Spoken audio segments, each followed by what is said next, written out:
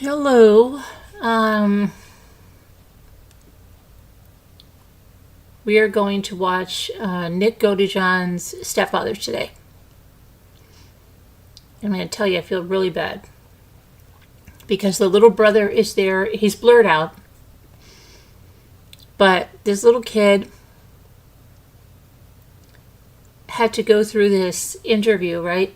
This is his sibling. And we know now Nick's mother, this little boy's mother, isn't around much longer after this. This was, 2015. I think she died in 2021. So just think about this kid's life, and it's like a domino effect. You talk about Gypsy, she's living her best life. You're not going to bring her down. Can't bring me down, living my best life.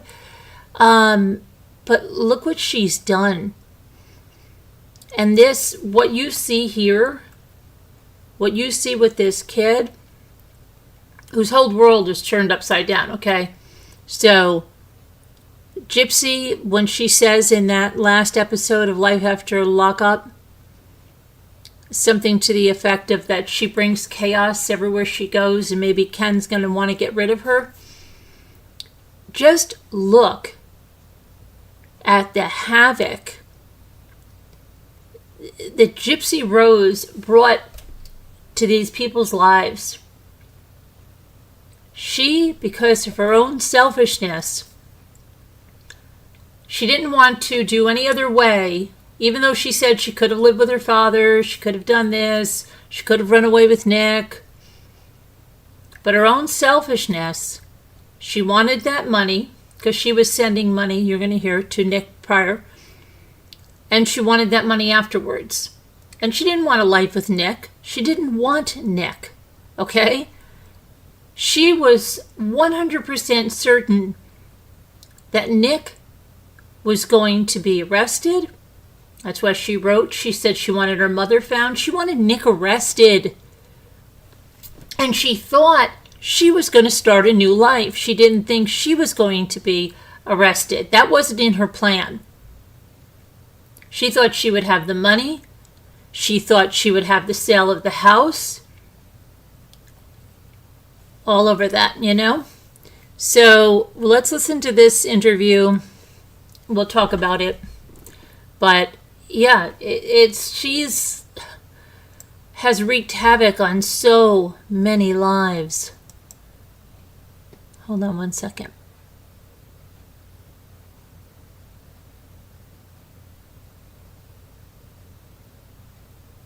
Okay.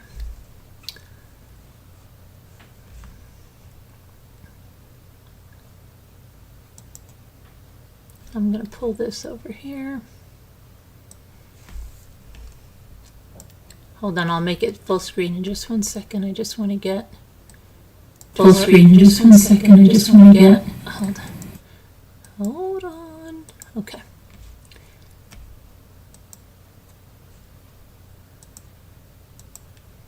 Get on live chat. Hi, everybody. Hi there, Alicia, Kevin, Margot. Raised in the Boondocks.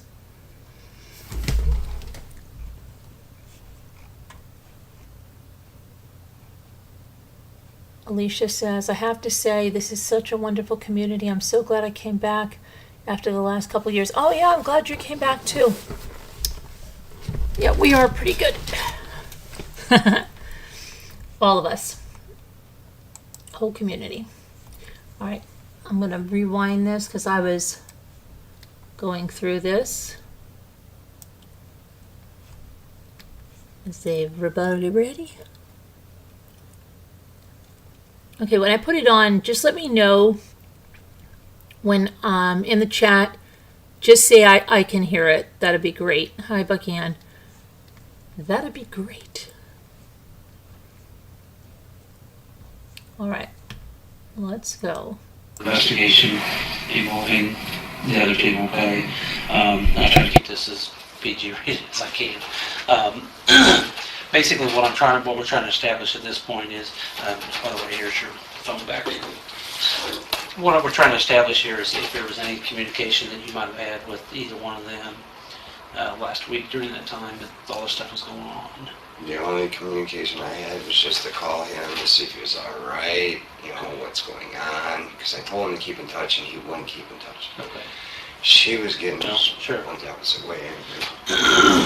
So I was at work, and she's panicking, so I'd call him and, eventually either he'd answer me or my text or something. Sure.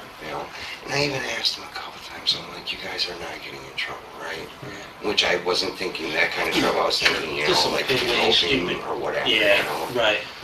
I wasn't expecting anything like this. Yeah, I don't think anybody was, really. So, what day was that you talked to him? Do you remember? Was it on that cell phone or was it? It was on my phone. On that phone there? I talked to him every day he was there. Okay. And you guys knew he was going to Springfield, right? Right. Okay. Did he say why he was going down there? Did he give you a purpose? Just to get her and bring her up here. Okay. So he's going down there. He told me that she was kicked out and all that stuff. Well, with all this going on, I don't really think she was kicked out. I don't think she was in a homeless shelter or nothing. Is that what she said? That's what she said. And she told my wife that she was. So you see what he says? Okay, this is his stepfather. And his stepfather says, I don't think Gypsy was kicked out, because remember her story was that she was kicked out of her mother's house and she'd been staying in a homeless shelter, and so she needed to go stay with them. He just says, I don't think she was kicked out of her house. I don't think she was staying in a homeless shelter. I think she's full of shite, in other words, okay? So he sees her as the liar that she is. That's She picked what day that was. She told her that. That was Saturday morning when she picked them up from the bus station. Okay. Well, that was a lie. Right. To be honest with you. That's I'll find out. That's what I figured. Yeah, that was a bull-faced lie. She wasn't kicked into a homeless shelter. So, her and her mom made. Yeah. Do you think he's on any kind of controlled substances or anything? No, he isn't. When he did it? No. Okay. Does he have a history of any kind of drug abuse? He doesn't do any drugs or drink. He's a clean-cut kid. Okay. Up until this point. Was he working up here whenever he was here? He was collecting SSI. Because Okay. he couldn't work. He worked at Little Caesars for a little while. He was a shaker boarder while he was taking a break every hour on the hour. Well, he got a new manager, and she kind of was like, no, you're not doing that. You're being outside and all that. Well, he couldn't handle it. He quit. He came home. Gotcha. Like 15 minutes after I dropped him off, I'm like, what are you doing here? I Yeah. quit my job. I'm like, why? Because she cut my brakes off. And I'm like, well, dude, you're only there for 4 hours. Oh, he's only there for 4 hours. Wow. And you get a break every... You're only supposed to get one break. Wow. And he was taking... Yeah, for 4 hours. Okay. Huh. He can't handle authority. Yeah. I mean, I even have a hard time cleaning up his room. Yeah. As you guys seen. Yeah. I mean, It was pretty messy. Some pig living in it. Yeah, it was Well, pretty messy. it was a good thing I got it before you guys got up. Okay. It was even worse. Because the day you left, I went up there and it was like 6 bags of garbage and 4 bags of empty bottles. Really? Yeah. What, does he just not pick up his stuff? Is that the deal? I mean, he's just lazy? Okay. What's he on disability for? He's got ADD, autistic, he's got, what's the other one? Asperger.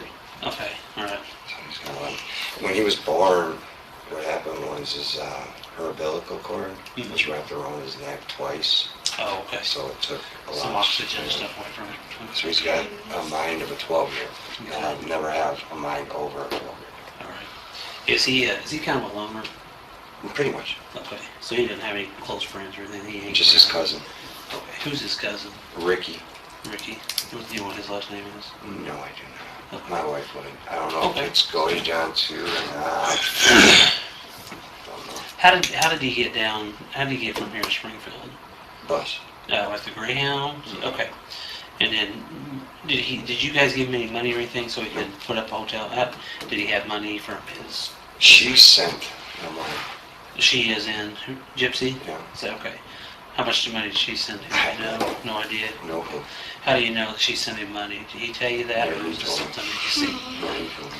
Do you know how much she sent him? I have no clue. Okay. I know it was like, I'd say a few $100. Okay. And what makes you think that?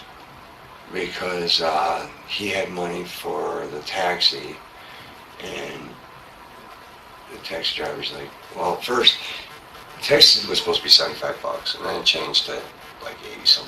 But we told the taxi driver to turn around, we'd pay him for, Right. whatever, and then we'd give him a ride down there. And I just seen some of the money that he was counting out, and I know he had a couple hundred on him easily. Okay. But last time when I took him down there, she sent up, I think, $400 or $500, and that's out of her SSI, supposedly. Did she send him cash or check or money Cash. order? Cash? Did she send through the mail? Yeah. Surprised I got through. And safe to say he probably either got there late that night or He got the there next late day. that night, Late yes. that night, okay. Did he call you and let you know he was there or something? Yes. Okay, all right. From when he left to time he got back, and from what I'm understanding, correct me if I'm wrong, she picked him up at the bus stop at 2-something in the morning. 2:00 in the morning. I do miss Nick too. Do ya? All right. Well, you'll get to see him again, I'm sure. Okay. I don't blame him. I don't know. I couldn't tell you, man. Is this a brother of his? Oh, okay. Yeah, they're half-brothers. Happens. Or, well, I don't know how you call it, because it's the same mother, so it'd probably be full-blood brothers. Yeah. Just different fathers. Mother, just different fathers. From the ninth when he left to the time he came back, had you talked to him anywhere in between that? Well, yeah, I check Just up that- on him every day. Oh, you did? Yeah, Okay. just to make sure he's all right, like Did I he- said. And he never indicated anything was wrong. He was upset. No, He talk about Gypsy or anything? no, not really. I mean, I'd ask him what's going on. Have you got in contact with her? Because he said she didn't have a phone. The only way he could get in contact with her was on the internet. And I told him straight out when he gets down there, try to get a hold of her right away and come back the next day on the bus. This man right here is Nick Godejohn's stepfather. This is his little brother. Okay, they have the same mother, different fathers. It's terrible. This poor little kid misses his brother, and then you know what happens. That's his little brother. He's a minor, so he's blurred. And then this is the investigator. Okay. That's what I wanted. Sure. Well, it didn't work that way. All of a sudden he tells me when he's down there, oh, my bus ticket's good, not until Friday. Or Thursday.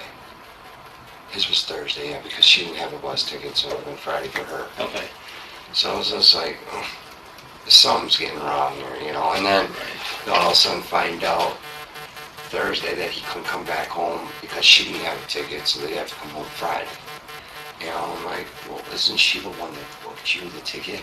Right. So wouldn't you think if she booked you the ticket, she would So book get her her own? own ticket. Yeah. Okay. And she didn't apparently. Okay. Did you talk to Gypsy any time? No, I talked to her when she actually Came back here. came back here. Okay. Yeah, when they came back here, what was your impression? I mean, did you feel like there was anything wrong? Did you feel like everything was good? Everything seemed normal. Okay. you know. The only thing that was kind of odd was when she came down and tried making macaroni and cheese right before I was getting ready to go to work. She was making it weird, and I was trying to show her the right way of making it. She was actually taking milk, the cheese packet, and the butter and mixing it all together, cold. Okay. Not waiting for the noodles. Ah, She goes, well, this is how my mom does it. I'm like, I'll show you the right way to do it, Okay, so he said that when Gypsy and Nick went home to the house, they acted like everything was fine. So here's Gypsy. Her mother's brutally murdered, right? But she's fine. fine. And crazy. And then she goes to make macaroni and cheese and has no idea how to make macaroni and cheese, but she premeditated and carried out this entire plan to kill her mother. So was she purposely doing that so he would do it for her? I wonder. With everything Gypsy does, it's calculated. Yeah. Like next time, what you do is you take your noodles, you pour them, take the water off them, put them back in the pan, and put it on your top of that. Okay. And Nick ended up, as we were talking, just shot her mom, and I just thought he got kind of offensive because I was talking to her, so he went up in his room. And I was getting ready to leave, and the supper was done. He came back down, and it just seemed like he was kind of upset with me or upset about something. And he knew you were talking about her, Gypsy's mom. Right. Was that conversation between you and Gypsy and about her mom? Was it kind of a lengthy conversation? No, just a short one, just about her cooking. Just about her cooking? Okay. Her mom never let her cook or anything. Alright. Well, obviously, it kind of made you wonder. Did you see anything on Gypsy or about her, or, sorry, I'm very little bit asleep, so I apologize. He said that Nick went upstairs when they started talking about the mother. Like, Gypsy was fine. Nick was the one that was getting all, I guess, upset or emotional about it. I'm pretty bad, I feel the same. Yeah. Were your or Nicholas that would stand out that you can remember? Nothing different about him. The only thing that freaked me out is she was wearing a wig. Okay. And was that when she got, whenever she picked her up and came to the house, she was wearing a wig? Yeah, she was wearing a wig, and then, you know what color that was? it was Black. sort of black, reddish. Yeah, tint to it. Okay.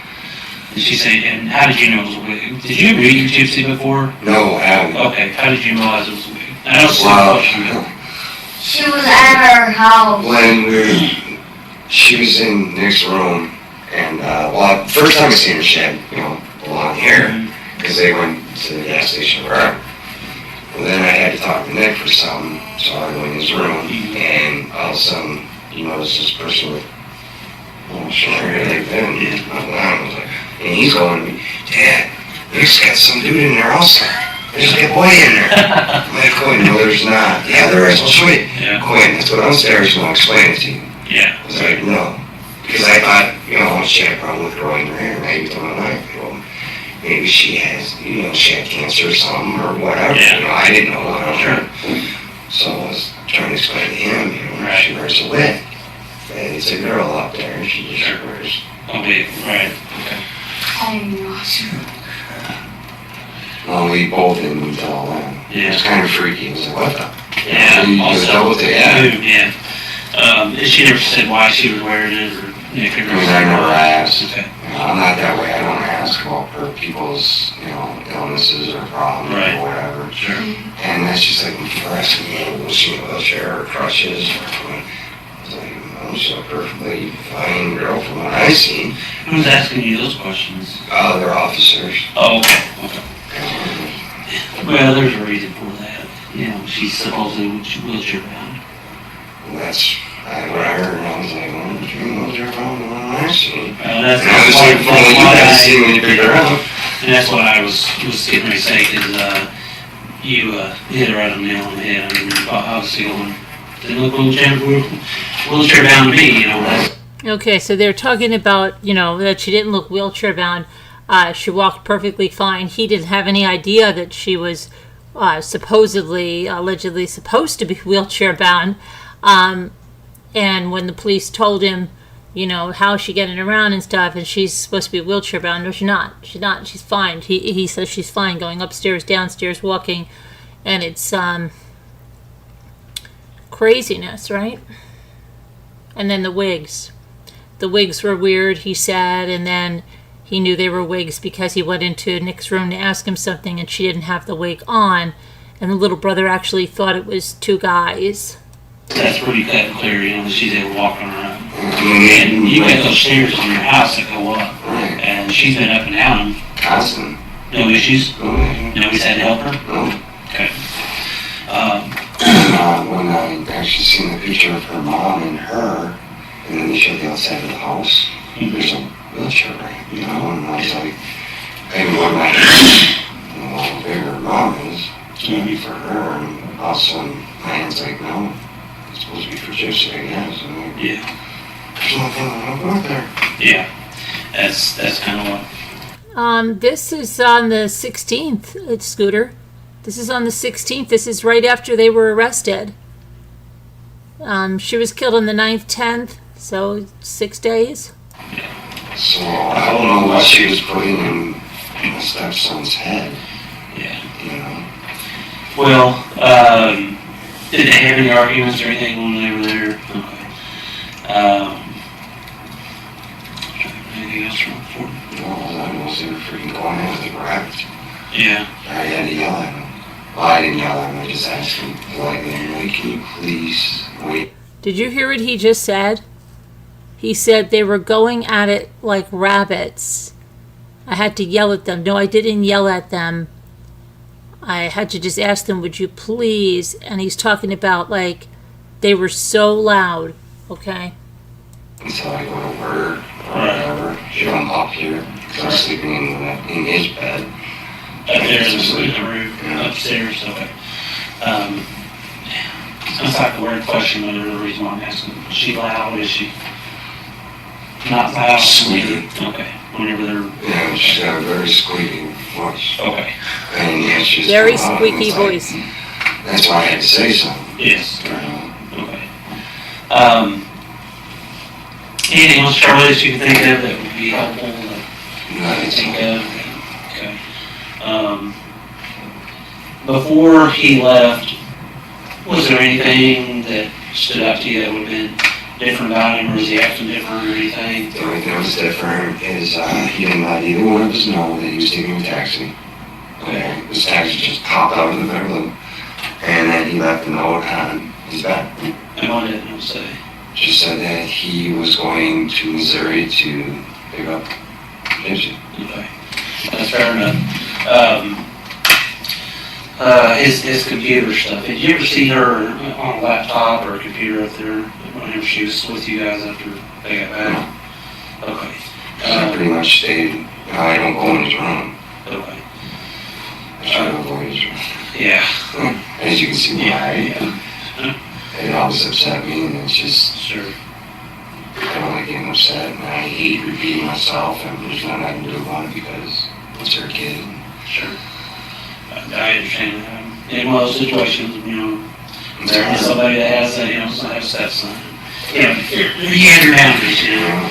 It's hard. It's hard sometimes because you see stuff that mama doesn't see, you know. And sometimes you step in too far, sometimes you don't step in enough, and you're like, well, what do I do? So That's like part of this, it feels like my fault, you know, if I would have went with them, or if I would have known anything, you know, yeah, to stop it, but. well, that's probably the reason why he didn't want you to go. Obviously, I'm from a different state, county than what you guys state you guys live in. Let me ask you something. When the officer made contact with you guys, I'm not sure how all that went down.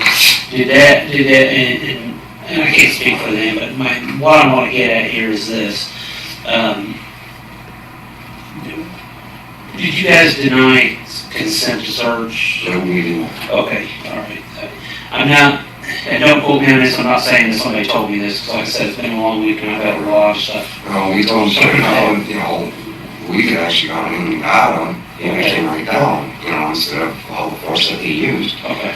We told him, he could do whatever they want, So if they came up to the door and knocked on the door and said, hey, is he here, you would have let them come in and get him? Okay. They would have been, hell, that is, I Yeah. And with the search of the house, did you guys ever deny, did you tell the officer no, we're not going to search? Okay.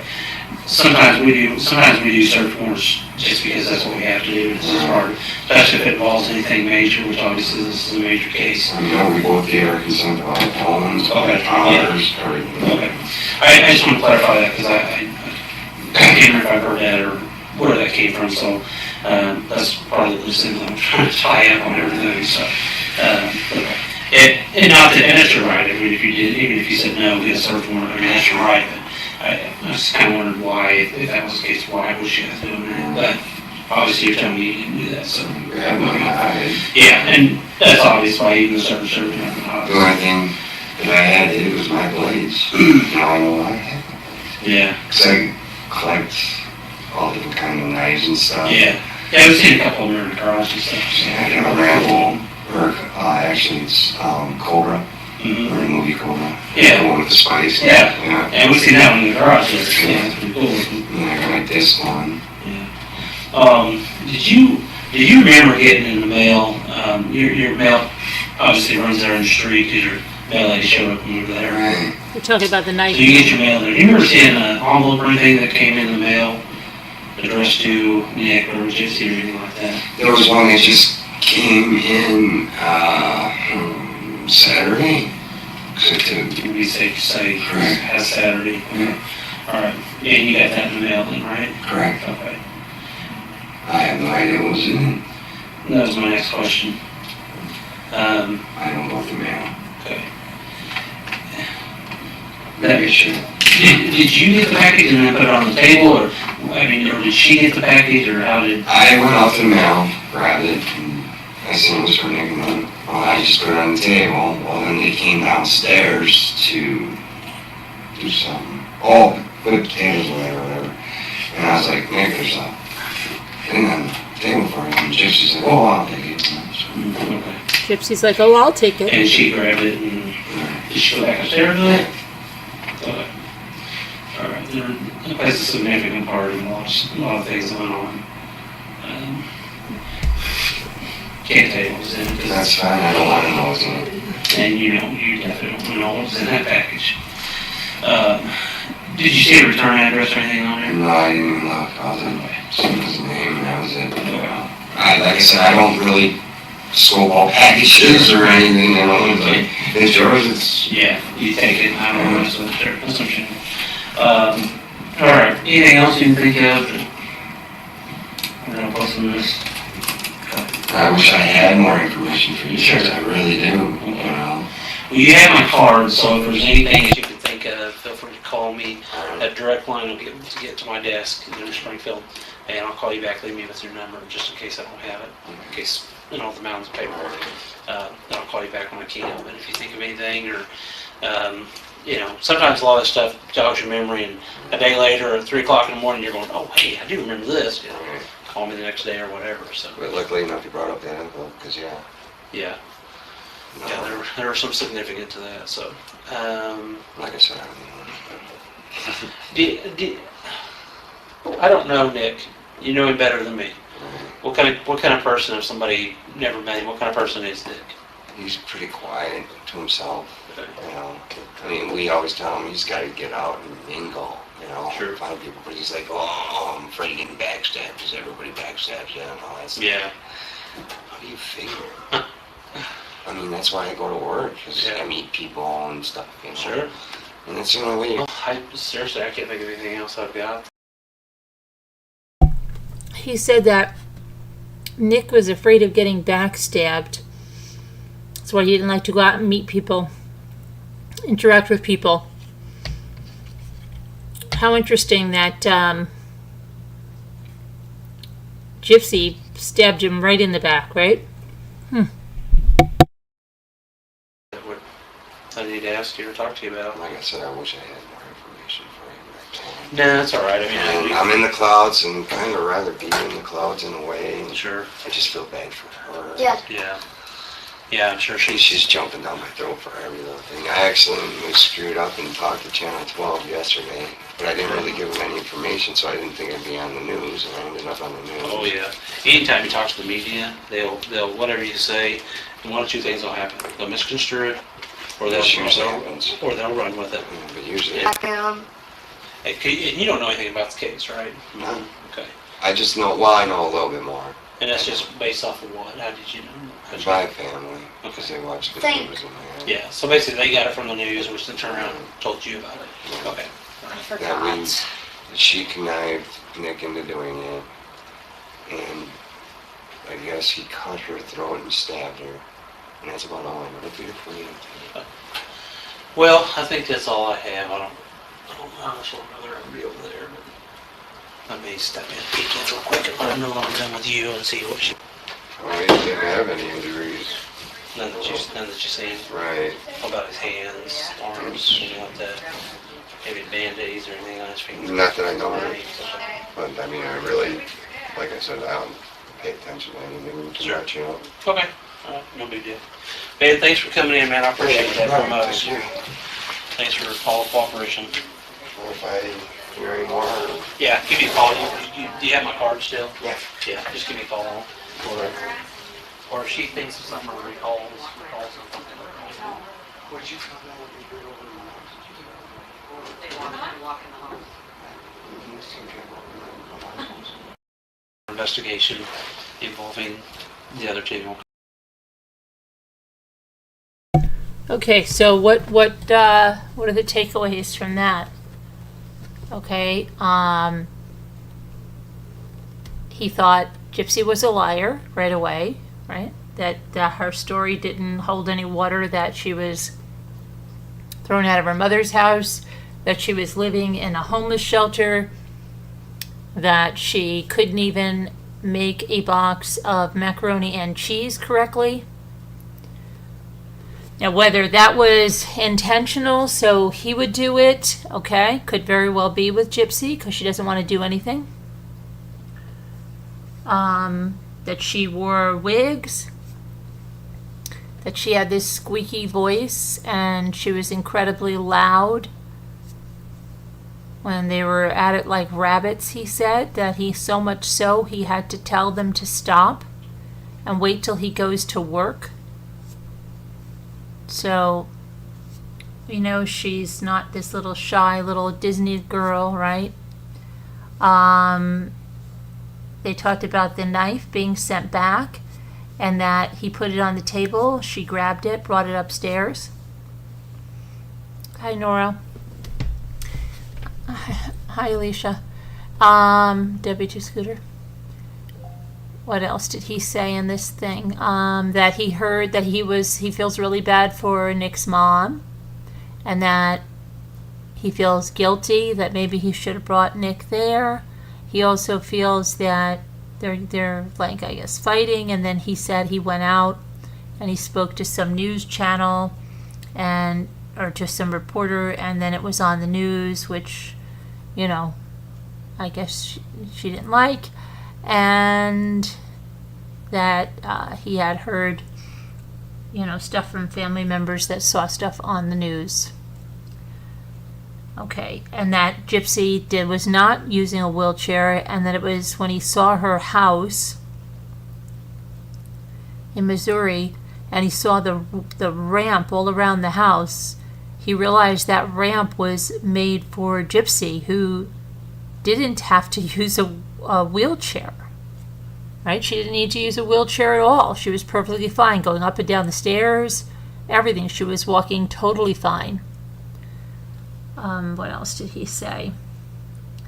That Nick has the mind of a 12-year-old, that the umbilical cord was wrapped around his neck at birth and he was deprived oxygen, that he has Asperger's and other disabilities and collects Social Security disability, that he worked in a Little Caesars for just a little bit and he was taking breaks every hour. Then he got a new supervisor, boss, and she wanted him to take less breaks, so he just went home and quit. He said that Nick didn't use drugs and he didn't drink, and he was pretty much of a loner. He didn't even like to go out and mingle with people because he believed they would stab him in the back. And then look exactly what happened, right? He used the word conniving about Gypsy, and that she put these thoughts in his head. He talked about the money, that she was sending several $100s down to him, and that he saw Nick counting this money, and that he had told Nick, he was getting a cab once, I guess, that he was supposed to pay for, and then he told the cab to turn around and I'll take you down there. But I think it was the second time that Nick got that cab or to the bus. I don't know. But and then he blames himself for not just, knowing that and bringing Nick down there. And the little boy, that's a sad situation, wants to know when he's going to see his brother. And you've got to remember that Nick's mother doesn't live many years past this. So she brought all this havoc, just a chain reaction. Just a chain reaction of gypsy chaos, gypsy trauma to people. So yeah, and then on top of it all, she has to pose with a bell pepper, and she is really doing such contrived postings, like with her PR team, okay? Exactly what we read last night, and then posting a website about something exactly like the PR team said, and her laying in bed with this pepper on her belly. Don't you want to be a pepper too? Okay. It's ridiculous what she's doing. 1 week she has the banana. A banana's way longer than a pepper, isn't it?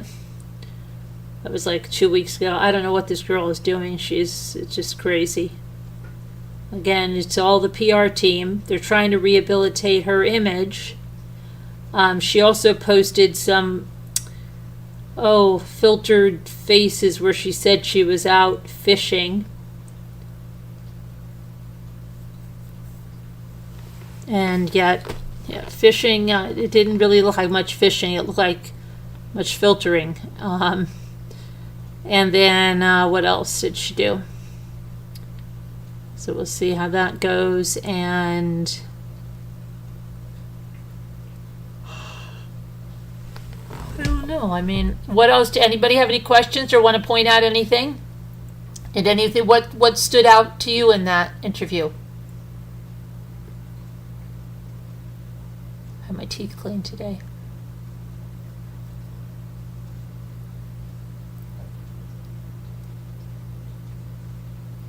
What stood out the most to you in that interview? Anything? Did you learn anything new? Is there something that you want to learn more about? What do you want to do there? I can't believe how cold it is. Do you know it's 53 freaking degrees? It is so cold. Hi, Joanne.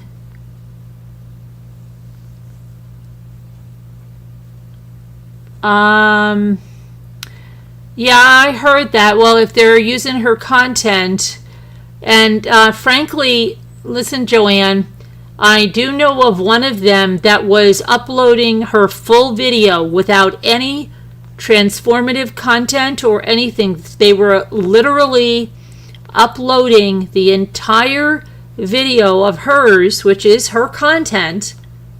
They were uploading it onto their channel with no transformative content whatsoever. And doing something like that, yeah, she most certainly can. She most certainly can strike that. The one channel I saw them take 2 updates, and they were long videos, and they were taken exactly, there was nothing added to them, nothing. You wouldn't know whether you were watching it on Gypsy's channel, Instagram, or someone else's. It was perfect. It was 105. Hi, Mooney. Mooney, did you change your name recently? Because you have a son icon, but I don't recognize that name, Mooney. Did you change your name? Sounds like you're in Arizona or Las Vegas or somewhere. I wish it would be hot. I cannot believe how cold it is. I'm just ready to scream. It's so cold. My feet feel like blocks of ice. I want to turn the heat on. It's just crazy. This should not be. I mean, I remember having an August like this when Michael was born, and at that time I was glad. Like, it was cool after that, but that's because I had 3 kids all under the age of 6, and I was, it was just crazy. But I don't know. It's too much now.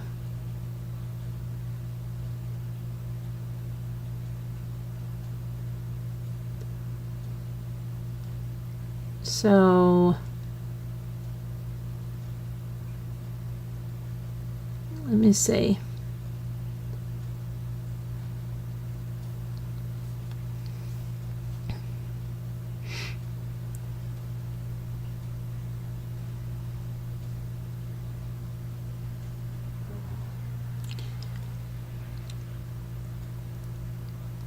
It's 71 there, 78 there, Oliver.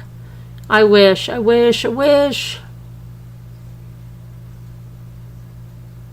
We started to have a really hot summer in the early part of July, and then it just boom. So, Mooney.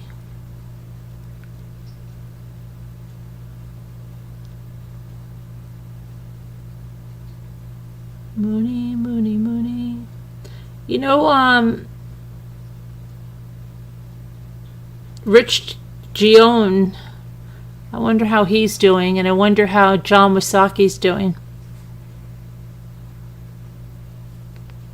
Okay, so let's talk about something else. Let me go. I want to pull up. Hold on a minute.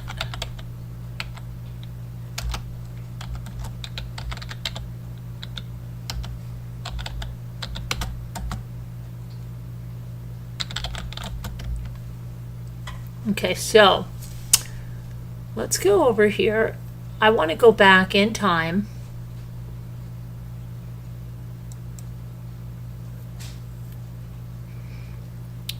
to an article in a news report that were published when Nick and Gypsy were brought in, okay? And this is the scene right here. Whoopsie. Can we make it a little bigger? This is the house.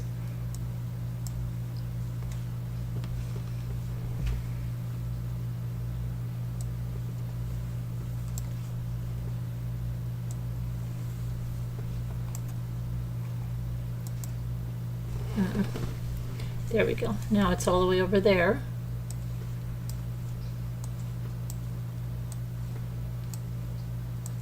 Come on.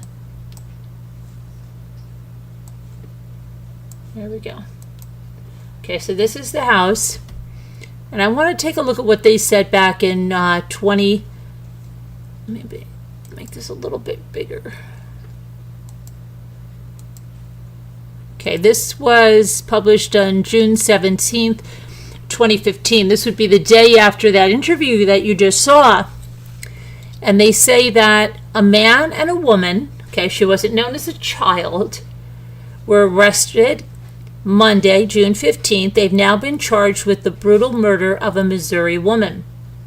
23-year-old Gypsy, and they had Blanchard with the E, of Springfield, Missouri, previously reported to be 19, and 26-year-old Nicholas Godejohn of Big Bend have been charged with the murder of Gypsy Blanchard's mother, 48-year-old Claudinia Dee Blanchard.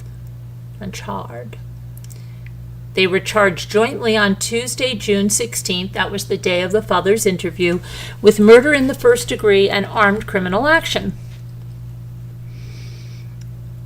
Dee was found dead in her Springfield, Missouri home on Sunday.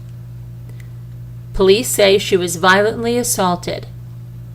According to the criminal complaint on June 14th, officials were called to a home in Missouri to check on the well-being of Claudinia Blanchard and her daughter Gypsy Blanchard. And the only reason I'm saying it that way is because at this point they have an E on the end of it, okay? This after concerned friends saw a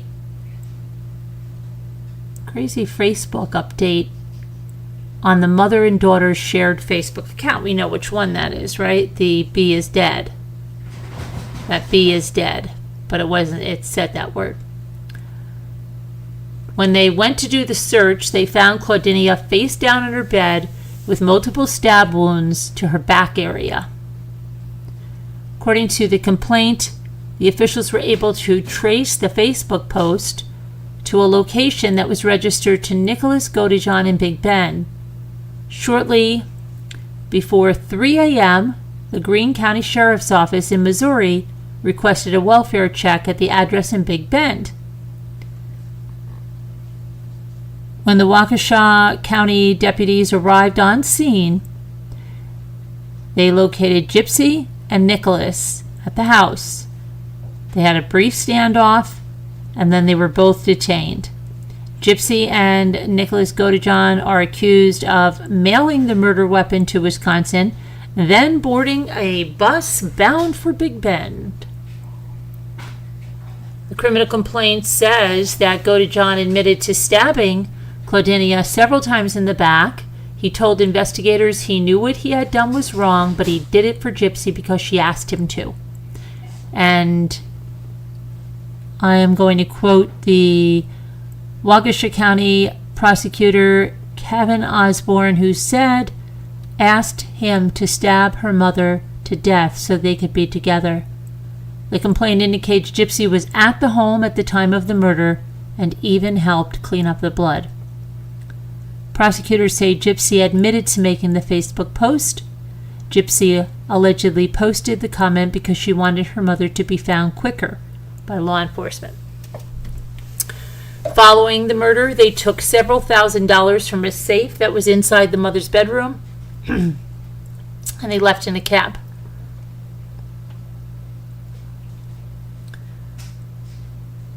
Both Gypsy and Nick are being held in the Waukesha County Jail, awaiting extradition to face charges in Missouri. And they both have bail set at $1 million. But they uncovered that this is not the end of the crime. They uncovered the appearance of a long financial fraud scheme, said Greene County Sheriff Jim Arnott. He said that details are emerging that Gypsy and her mother may have lived a secret life. Now, they said, in contrast to other news reports where it said that Gypsy was suffering from muscular dystrophy and leukemia and used a wheelchair, they reference a interview with Habitat for Humanity House in 2008, and the information that her and her mother moved to Missouri from Louisiana after Hurricane Katrina. The sheriff says there are many questions about the Blanchards' background, including possible financial fraud and doubt that they were Hurricane Katrina victims, as they had claimed. Investigators are looking into many twisted details, as the sheriff calls them in this case. So the sheriff called them twisted details. Gypsy was not using a wheelchair when she appeared in court on Tuesday. Right, so she wasn't. At a news conference Tuesday, the sheriff, Jim Arnott, said, "This murder investigation has uncovered a long history of mystery and public deception," and cites multiple birth dates for Gypsy on a probable cause statement used as the basis for charges in this murder case. Hold on, I gotta let the doggies out.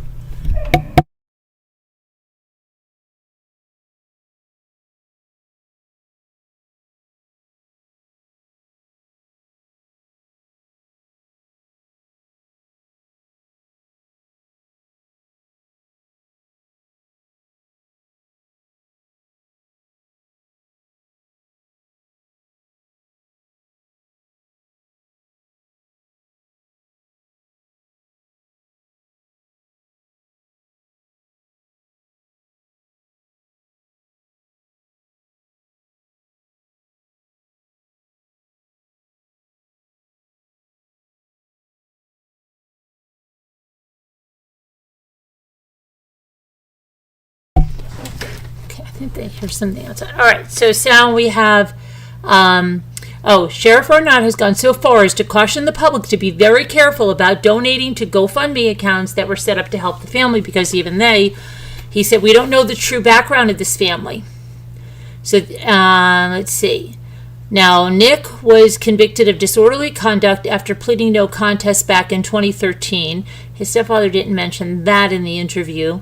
A criminal complaint in the case indicated that Nick Godejohn was charged with carrying a concealed weapon and disorderly conduct in connection with an incident that occurred at a McDonald's restaurant on the 1600 block of East Main Street in Waukesha on March 11, 2013.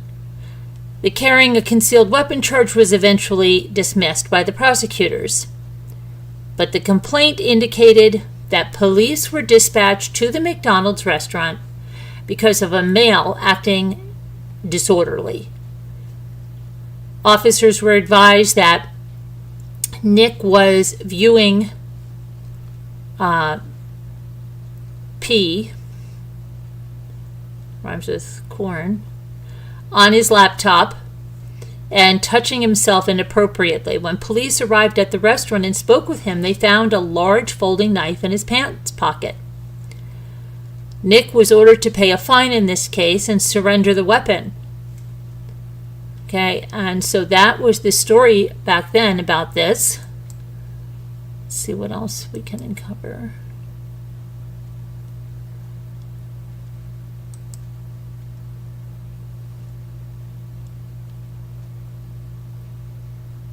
Okay, hang on.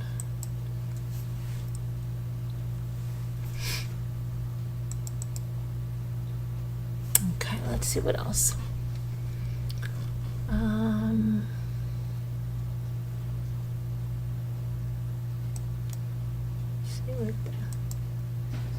Okay, so here let's take a look at this.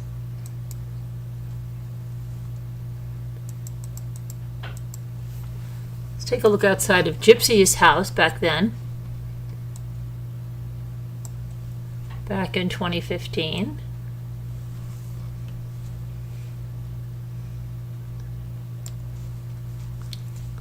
See the cross, right? The ramps. So what was seized when they searched that house? Well, guess what? A Barney stuffed animal. Remember all the questions about the Barney? Medical books, numerous wigs, a cigarette butt, and 3 small swords were among the items that were seized. 3 search warrants for the home on the 2100 block of North Volunteer Way were unsealed. The documents were applied for the search warrants on June 14th after friends noticed a vulgar post on a Facebook account that was shared by Dee Dee Blanchard and her 23-year-old daughter Gypsy. The post seemed to take responsibility for Dee Dee's murder.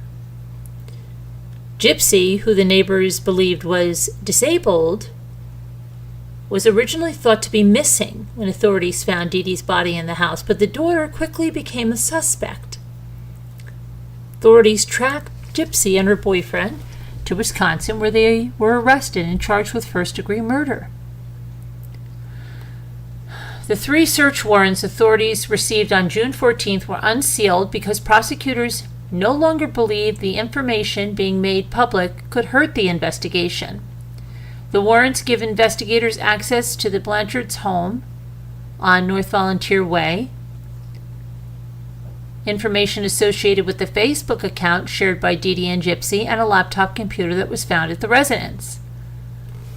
According to the documents, the following items were recovered from the Blanchard's home: a cigarette butt, a piece of gum, a bottle cap, 4 spray bottles, numerous blood swabs, a credit card, an electronic benefit transfer card in Dee Dee's name, Dee Dee's driver's license, sheets, comforters, pillows, medication belonging to Gypsy, a safe, baby wipes, a Barney stuffed animal, a phone, a nightgown, a roll of paper towels, a Nissan Cube vehicle, cups, receipts, 2 wallets belonging to Dee Dee, numerous wigs, clothing, a water bottle, cleaning products, photo albums, miscellaneous records,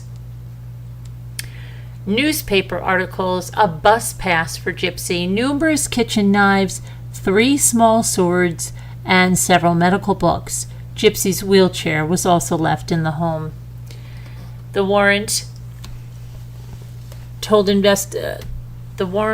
says friends told investigators that Gypsy had at least 2 alternative Facebook accounts under the name Emma, Rose, and Devonna Wolf.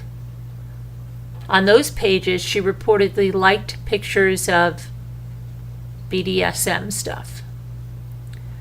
Also, on those pages, she posted that she was engaged to Nicholas Godejohn and planned on naming her future son Nicholas Godejohn Jr. A probable cause statement said Gypsy told Nicholas Godejohn to stab Dee Dee to death, and she helped him clean the crime scene with baby wipes. Gypsy and Nick then took several $1,000s from Dee Dee's safe and left the house before they took a bus back to Wisconsin. Nick told authorities he mailed the knife he used in the stabbing to his home in Big Bend, Wisconsin. Search warrant for the Godejohn home in Wisconsin says that authorities found an envelope there mailed from Springfield with what they believed to be the possible murder weapon, in addition to $4,400 in cash. One of the warrants that was unsealed Wednesday said authorities initially received information that Dee Dee was diabetic and had OCD, while Gypsy had a muscular disease that prevented her from walking and leukemia, and that she required oxygen at night. The Greene County Sheriff, Jim Arnott, said in the days following Dee Dee's death that the Blanchards were running a long financial fraud scheme.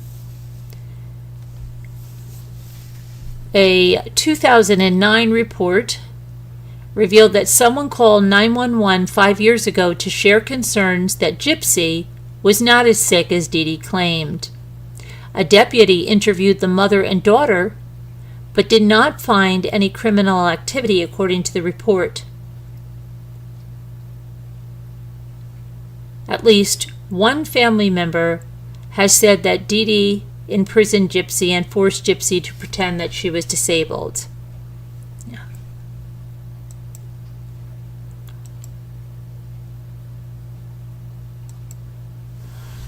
Okay, let's keep going.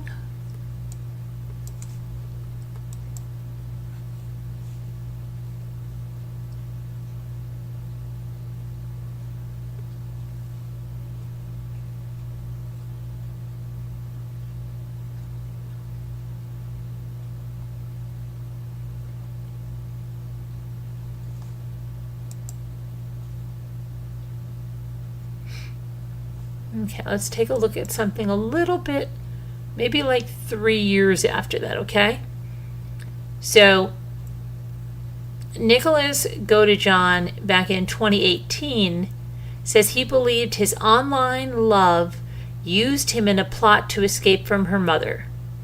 And I quote him saying, "She was basically the mastermind behind it all, and I was basically a hired hitman in its own weird sense." Well, didn't we just talk about, well, maybe I did, the money, and that amount of money? Maybe, someone could argue that, did she hire him, right? And now here he says it. He says, and I quote, "I loved Gypsy to the point where I would do anything for her. I've proven that with what I did. Unfortunately, because of how far I went, I feel as if she's betrayed me, and I feel that she's abandoned me." End quote.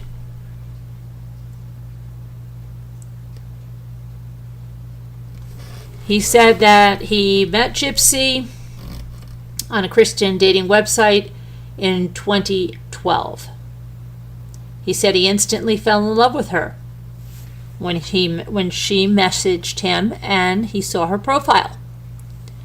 And he said, and I quote, It was almost like love at first sight. I just connected instantly with her. He lived 600 miles away from her in Wisconsin.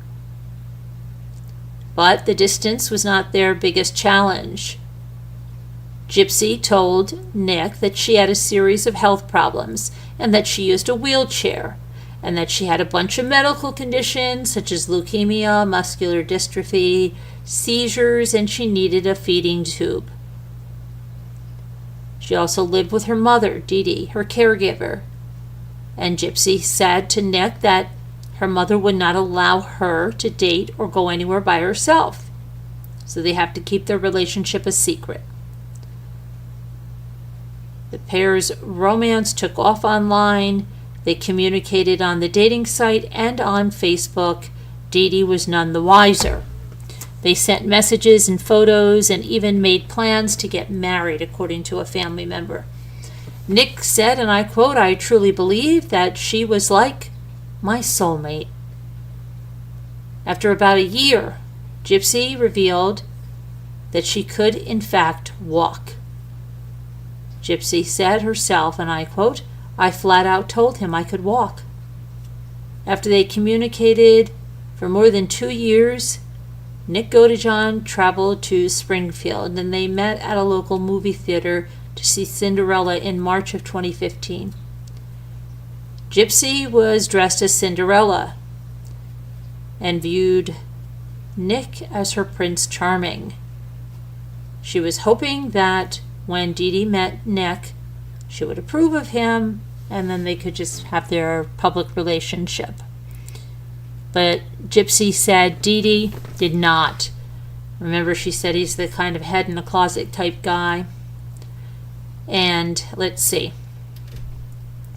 According to Gypsy, and this is a quote, "She got jealous because I was spending a little too much attention on him, and she had ordered me to stay away from him. And needless to say, that was a very long argument that lasted a couple weeks. Yelling, throwing things, calling me names, biatch, SLUT, and a WHORE.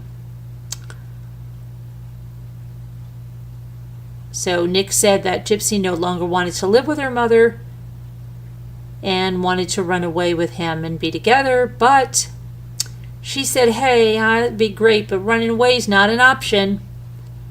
She told Nick that she tried it in the past and her mother found her and severely punished her, chaining her to the bed. Though there's no proof of this, and they didn't even find chains or dog leashes or anything like that. Gypsy said she had enough. She didn't hate her mother, but she wanted her dead. Wow. Gypsy wants what she wants, right? Look what she brought to so many people's lives. And this is a direct quote from Gypsy. "It was not because I hated her. It was because I wanted to escape her." And Nick said that Gypsy asked him this, and I quote, "How badly do you want to be with me?" At which Nick said, "I would be willing to do anything for you." She then said, "Even kill my mom?" Nick said, "At first I freaked out, and she told me she was serious because she wanted to be with me, and she said it was the only way to be with me." And he said, and I quote, "I asked her, 'Are you willing to risk everything to have everything?'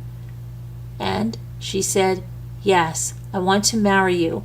I want to be with you. I want everything with you. I'm willing to risk everything if that means being with you for the rest of my life."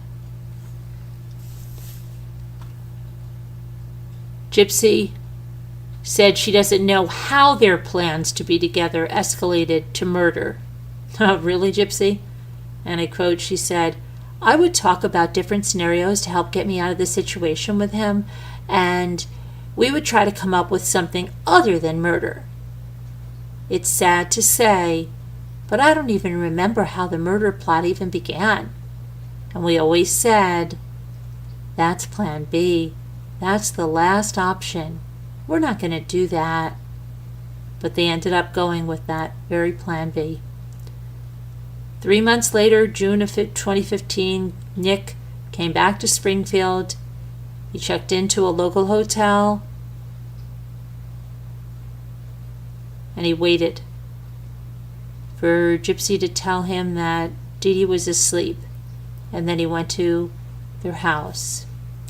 And he said that Gypsy handed him gloves, a knife, and duct tape, and he later admitted that he stabbed Dee Dee while Gypsy hid in the bathroom. And he said that Gypsy said she never thought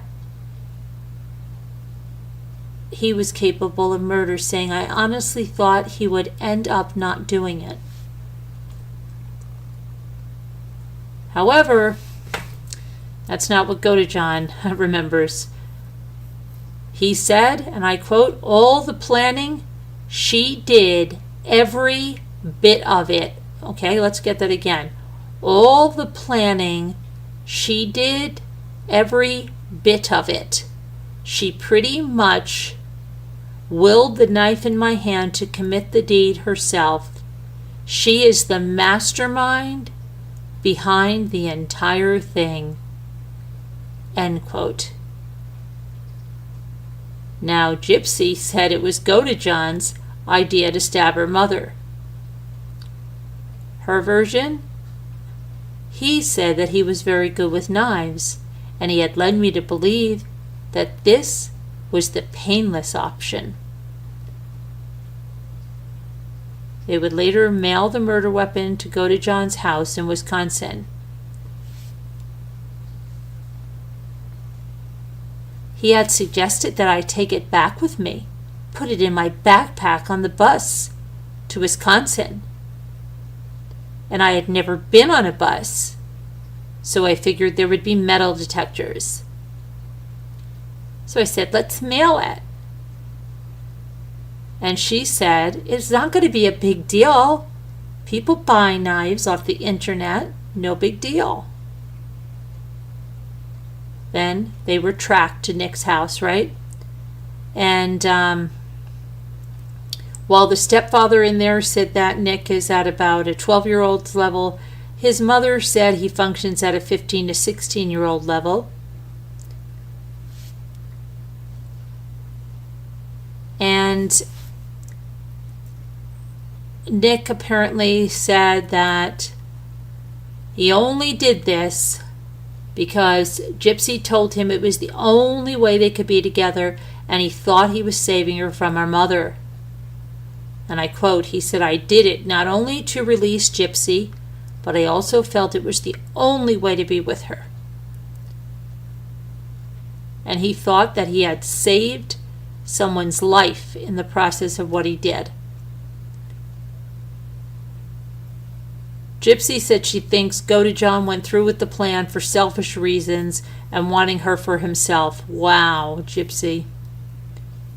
And listen to what she says and tell me if this rings true or familiar. And I quote, this is Gypsy talking. He was very much like my mother in certain ways. Both of them were very controlling, and I felt like I was trained my whole life to do as I was told. And I feel like he wanted that for a girlfriend. End quote. Didn't she say something very similar to Ryan? She is quite the manipulator, isn't she? Godejohn said to ABC News that he has prayed for forgiveness while he's been in jail. Gypsy took a plea deal, July of 2016, to second-degree murder. She's, at that time, was in prison.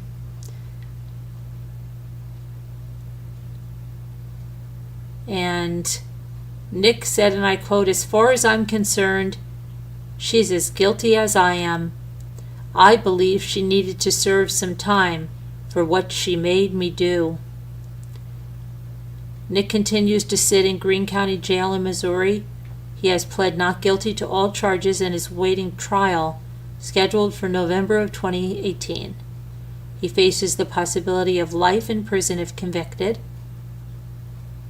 2.5 years since his arrest, he says he's had time to reflect on what happened and his and Gypsy's relationship.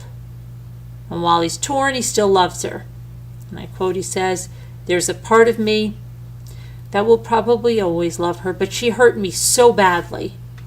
End quote. And I'll quote again from Nick, "I guess you could say my feelings got the best of me. I ended up loving someone way too much." Loving someone way too much.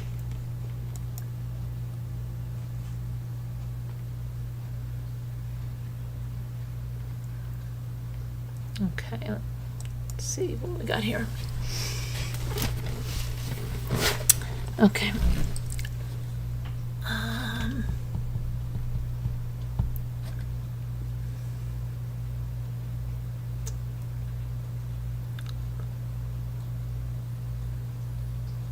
want to see. They're talking about Gypsy's house here. What are they saying about this?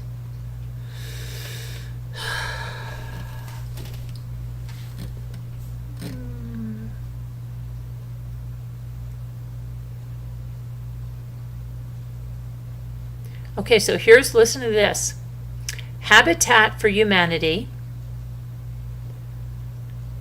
built that home right there that you see there. No, I'm sorry, they seek to build, but that was a house, we found out about this in a documentary. It was already it was something that was an office or something for them, and they built the ramp and everything on it, okay? And they gifted it to Dee Dee and Gypsy. Well, now Habitat for Humanity has filed 2 claims against the Blanchard estate, alleging it was owed money on account of 2 separate promissory notes and deeds. The candy pink home, which has since been repainted a pastel blue shade, was fitted with an accessible ramp to facilitate Gypsy's use of a wheelchair. That ramp has since been removed.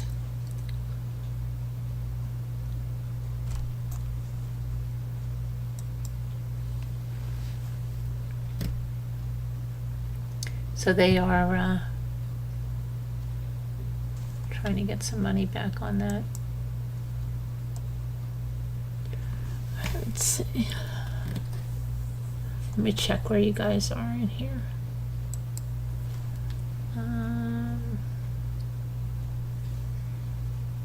Okay, so Oliver said she abused Nick.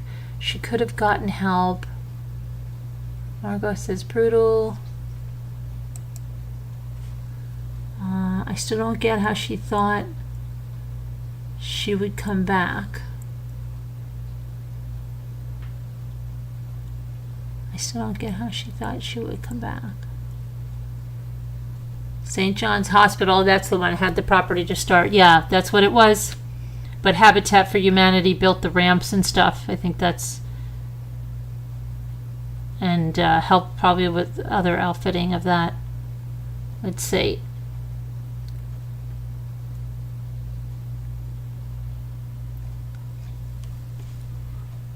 Let's see what Gypsy's house is looking like today.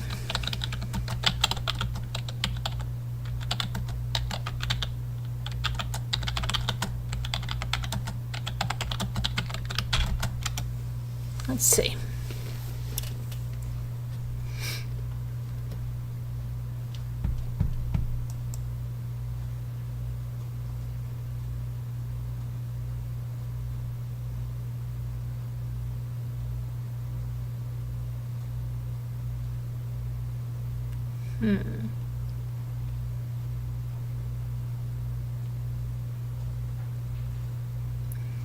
The infamous pink house where Gypsy Rose Blanchard helped orchestrate her mother's murder has a new owner and a new color and address.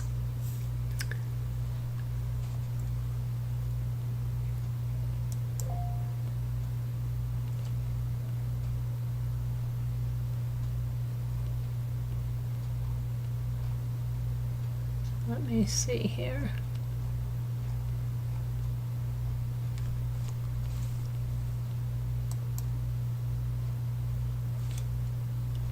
Let's get this.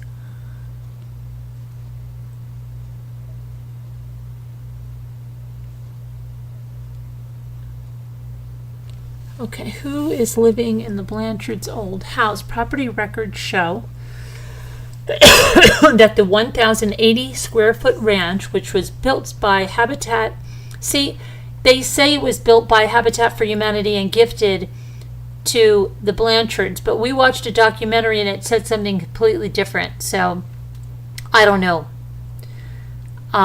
It was sold in August of 2021 for $97,090. And right now there's another mother and daughter that are living there. It's tough to live there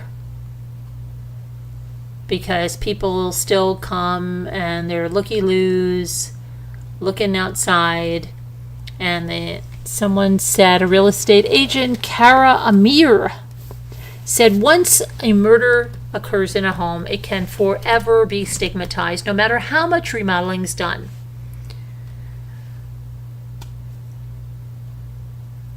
And she has lived in not one but 2 murder homes.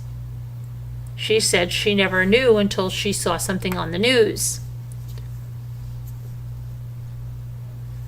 Let's see.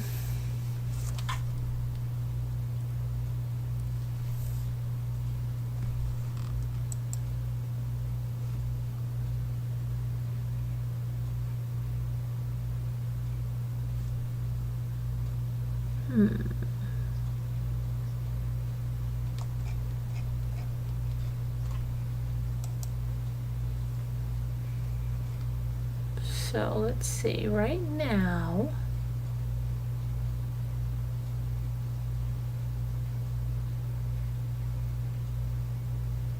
it's painted a blue color, and see if we can get a picture of it.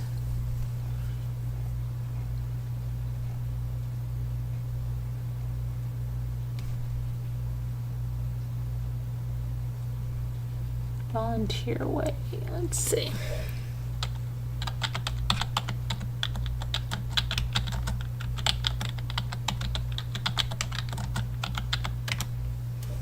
Okay.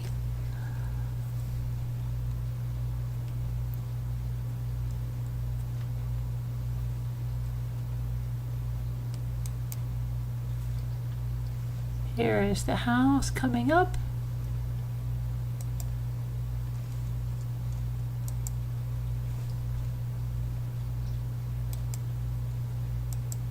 This is what it's looking like.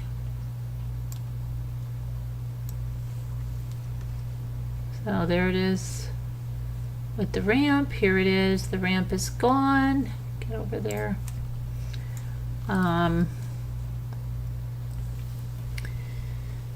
Let's see.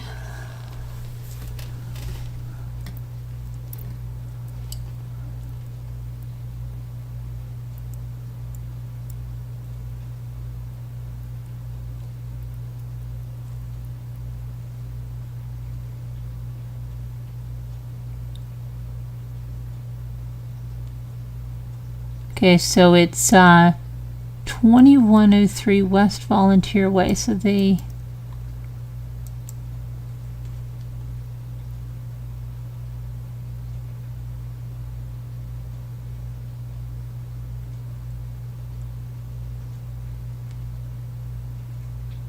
somebody had said a while ago that they're going to demolish the house.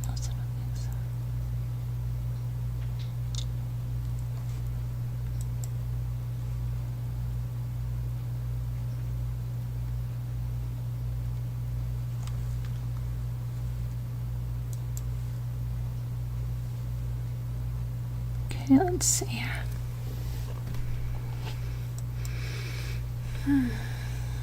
Okay, so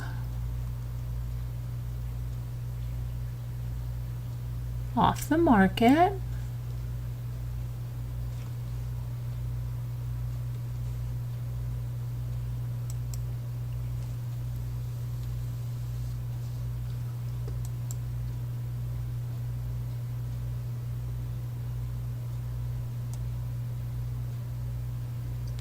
let me see. So this, remember, was a photo that was taken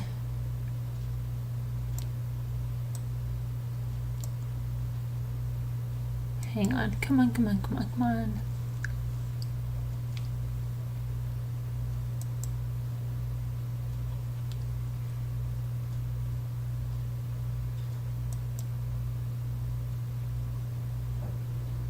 Okay.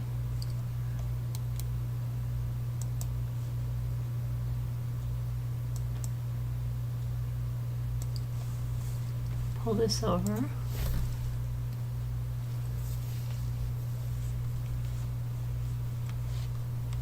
Come on. You know, we've looked at this stuff before. We have. Forget how many years ago it was. But let's just take a little look-see over here. Look at this Purell dispenser, right? Interesting. Purell dispenser. And a bunch of Pepsis.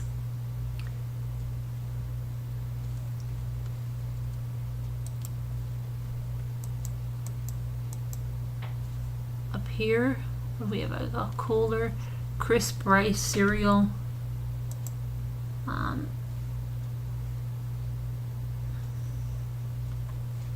That looks like a bedside commode there. Here's some cleaning. Is that their cleaning solution? Then a thing of ribbon. And this looks like some kind of a Scentsy warmer or something. And this looks like another Scentsy wax warmer right up there. Alcohol. Garbage can, empty.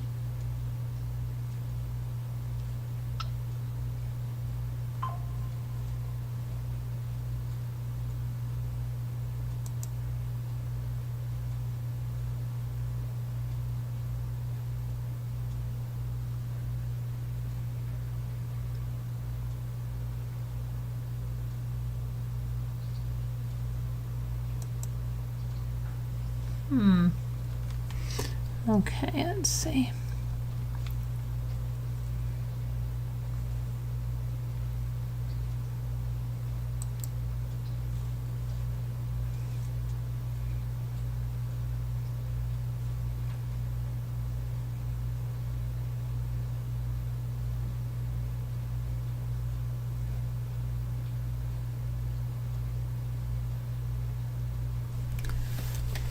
What is this?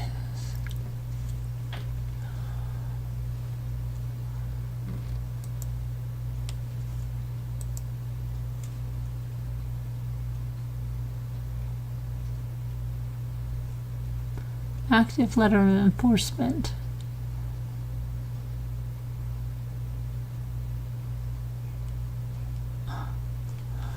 Blanchard family photo.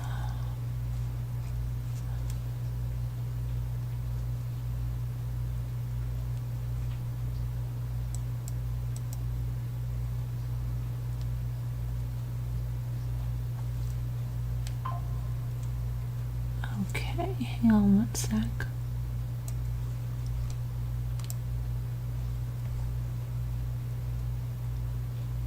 Alright, let's just take a, wow, this is,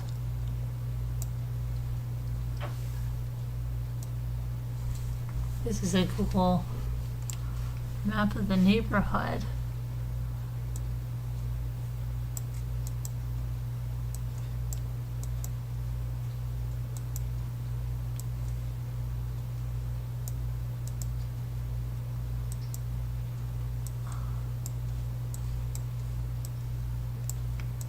You know, all she had to do, it's not like she lived in the middle of freaking nowhere, okay?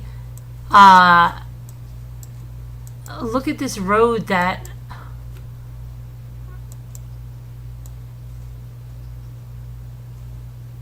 This is Gypsy's, isn't this? That's not Gypsy's. It looks just like Gypsy's with the shed. But that's North Legacy. Wow, that looks just like hers. I guess they all look pretty much the same. Alright, but that looked like it with the little shed. Now, that, and it's funny, that one's, but this is running behind her, right? So, I mean, look.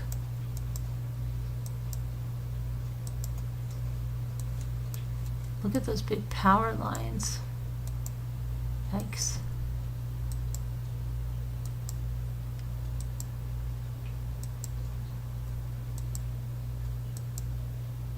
She goes straight up here.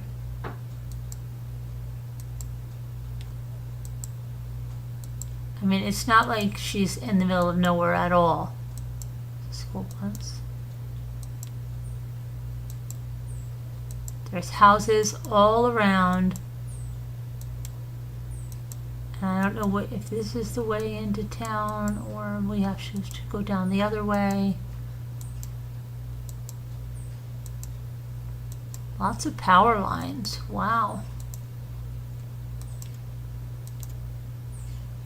Okay, that looks like, what's that up there? Big stuff. Look. She's right around all of this stuff. Come and go. Lowe's.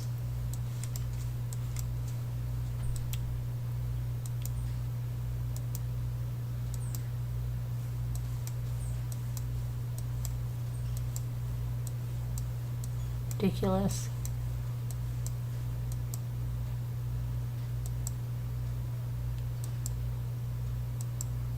She had plenty of ways to get out without having to do that. Up here there's Walmart and everything. That's where she probably shoplifted the knife from. Over there, right?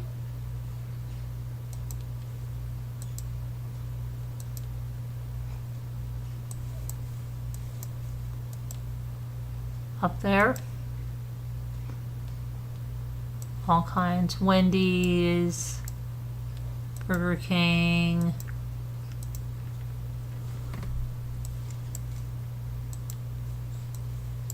Walmart. Starbucks. McDonald's. Golden Corral. Yeah, she's IHOP. Come on. Yeah, she was poor little. She was like, you know, right? She couldn't go anywhere. Couldn't get her way out of there. Hobby Lobby. Oh, there's the Hobby Lobby.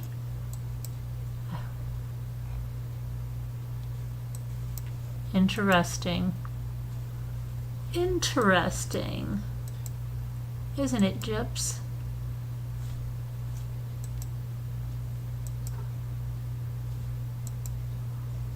Okay, so let's see what, hang on, I'm going to go a little bit.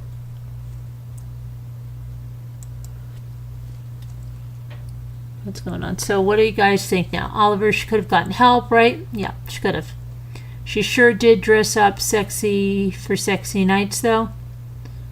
Did she? She certainly knew how to take a bunch of pictures. I don't know. You know, she made sure she got her lingerie or however she was getting that, right? And since Mama said she was getting all deliveries to the house, I don't know how this stuff was coming through that she was taking these pictures in, right? And getting all of the wigs she got and everything. And I know some of them was Comic-Con or the sci-fi things, but she also had other little things like bikinis and stuff she was taking pictures of herself in. Baby got back, remember? Those pictures that somehow made its way maybe even to Dad.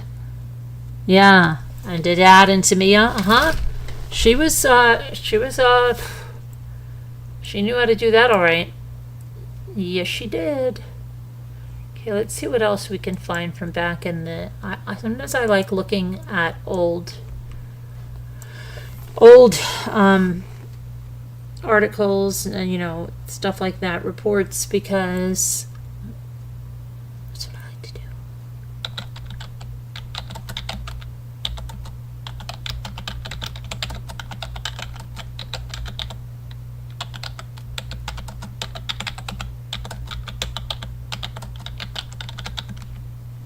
Okay, let's see this. Let's see.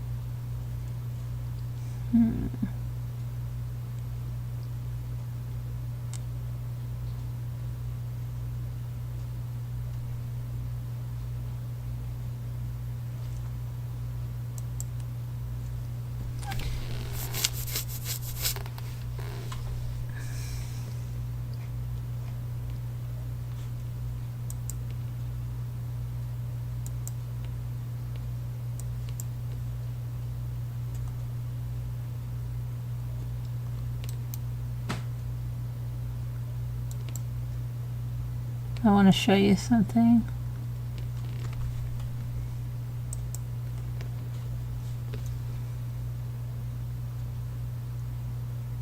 Don't worry. Picture's going to fix it up in a second.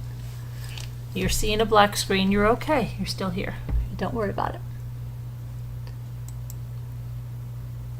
Okay, I'm going to pull this over. I want to show you something.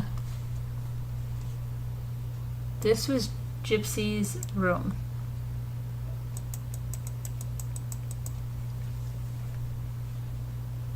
Okay?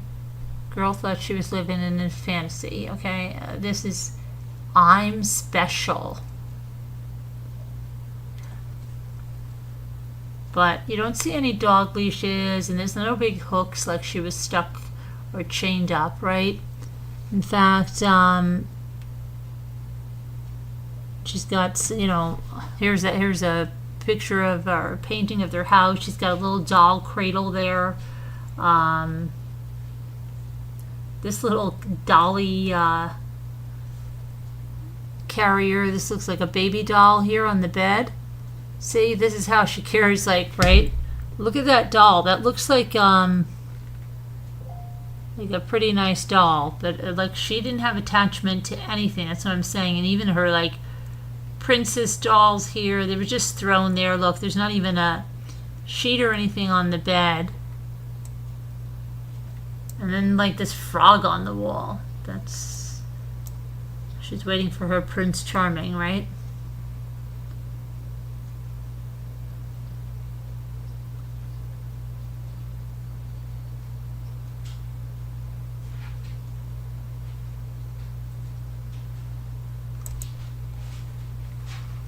Oh, Gypsy. Gypsy.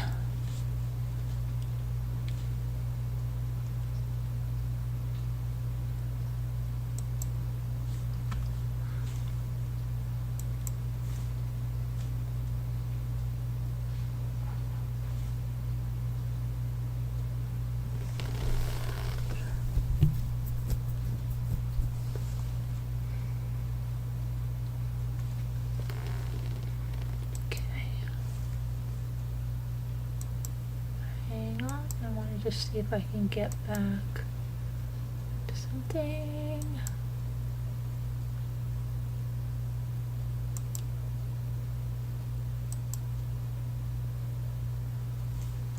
Let's go back over here.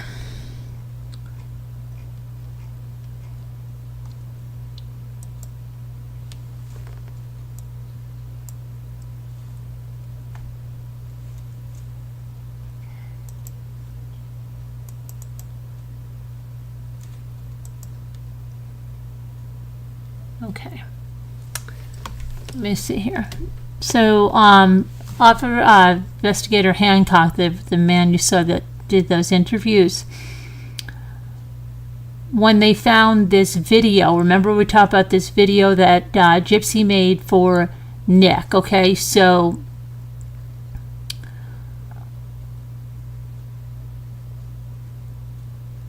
he says that I was notified by Springfield Police Department Forensic analyst Michael Costello, in reference to audio-video footage he located involving Gypsy Blanchard.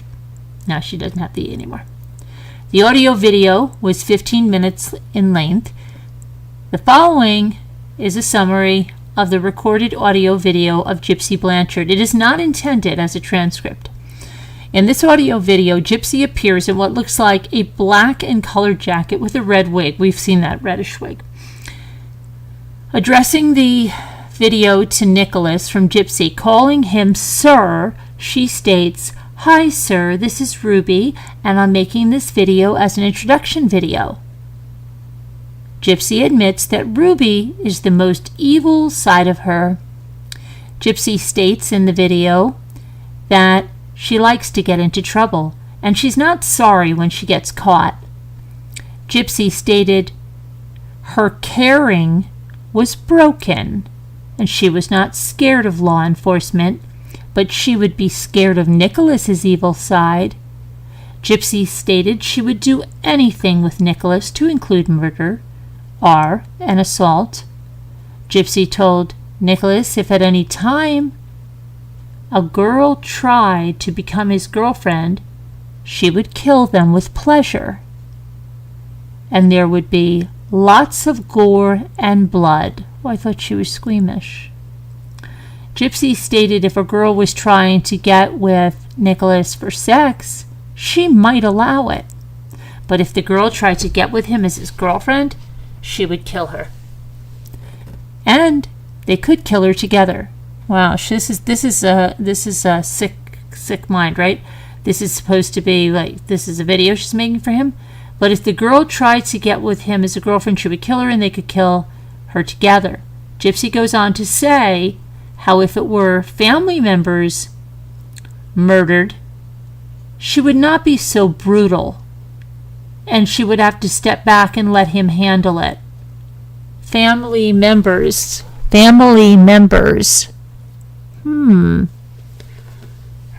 Family better be watching with one eye. Okay,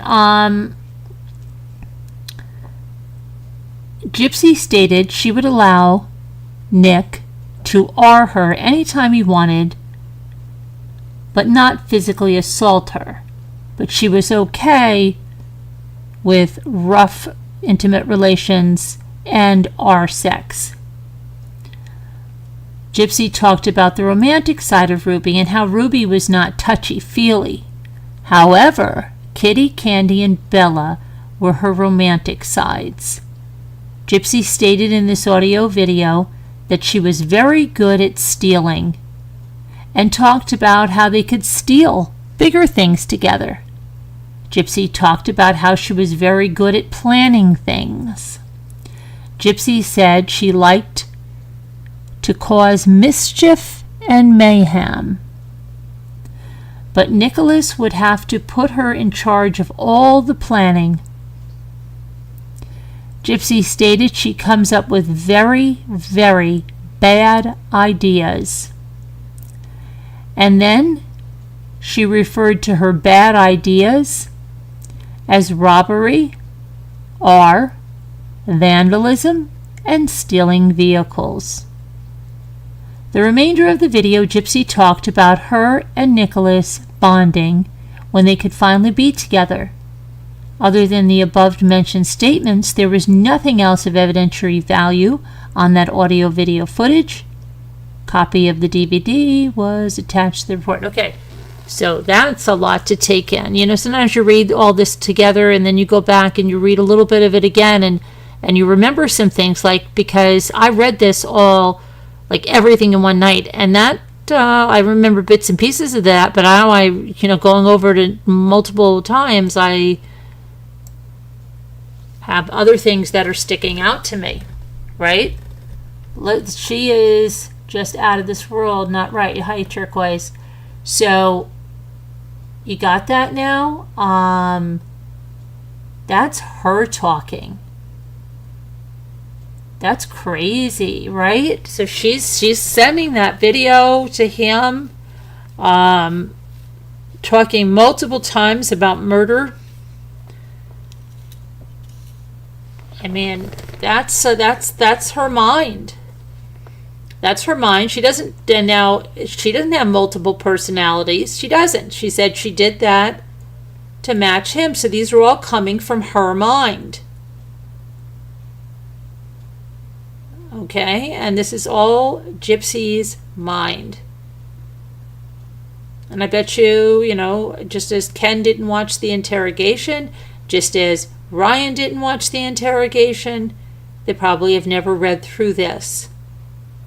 I don't think probably Mia has. Careful, Rod.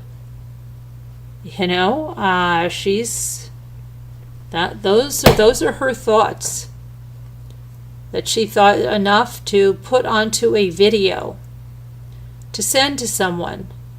She's very good at planning. She has very, very bad ideas. Wow.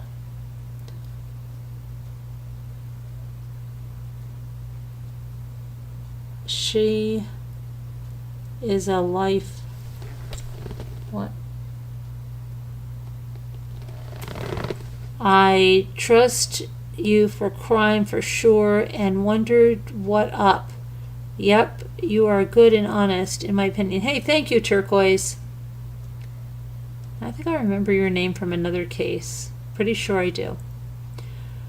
Okay, so maybe it was when we were doing Letitia Stout, Gannon Stout. Maybe that's where I remember you from.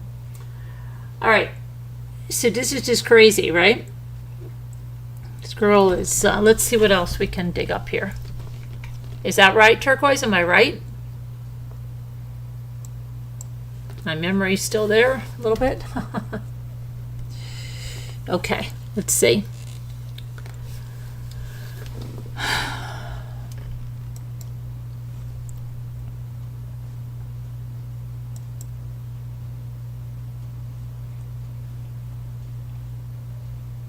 Let's go through this a little bit.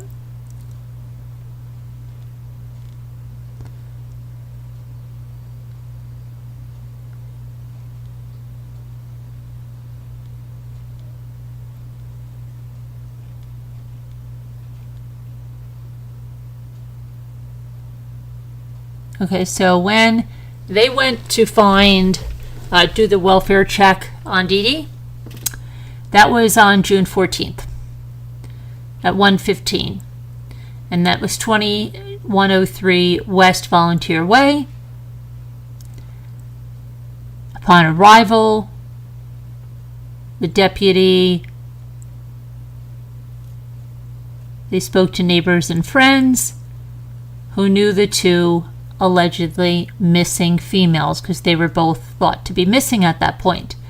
They checked the doors and windows, yada, yada, yada, right? They looked for signs of a struggle.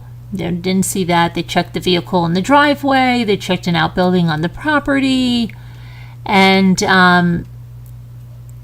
they made contact, with Detective B. Wallace, informed him of what was going on. And let's see what happens when they go into the house.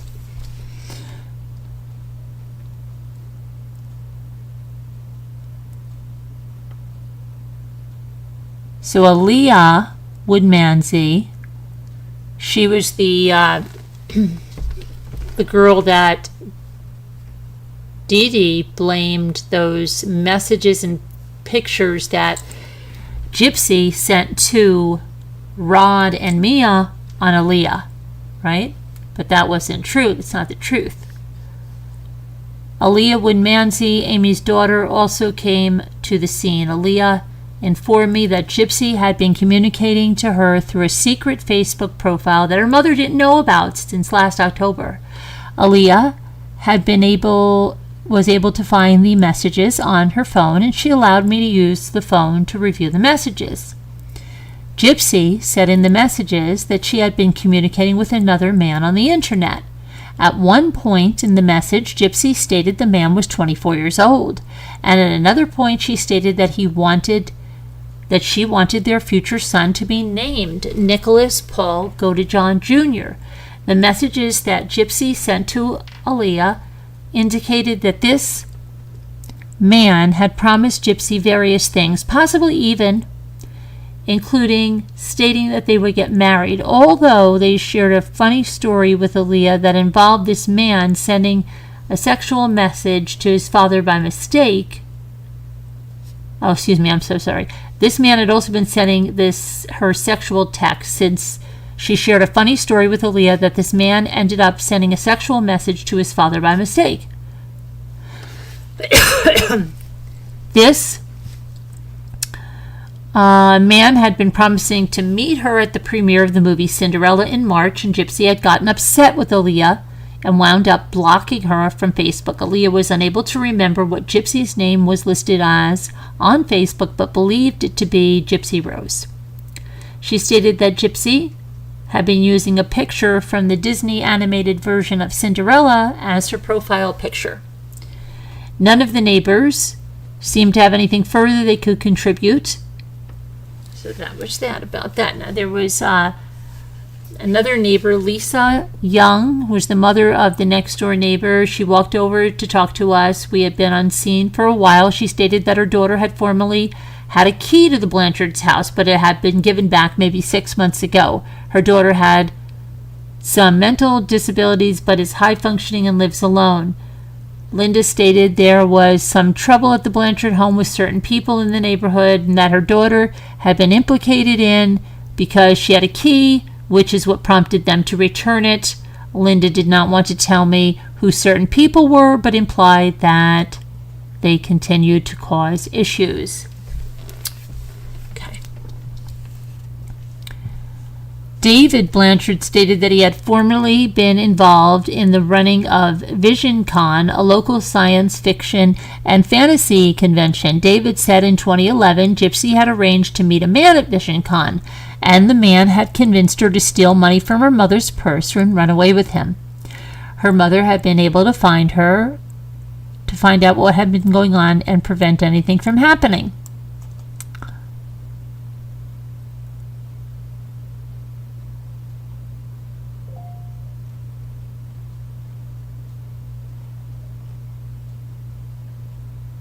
Okay, let me get over here.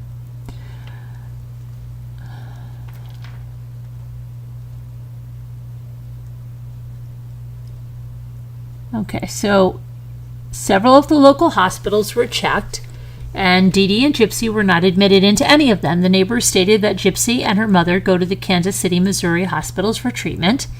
So they called over there, and of course they weren't there either. Because of the suspicious messages that Biatch is dead and I effing slash that fat pig and Ard her sweet innocent daughter, her scream was so effing loud, LOL. We're on Facebook from the account D. Gyp Blanchard. A search warrant was issued for the residence. And inside the residence, under the authority of the search warrant, they located a female, later identified as Dee Dee Blanchard, lying on a bed in the bedroom on her stomach with several apparent stab wounds to her back side. Gypsy was not located in the residence. Okay.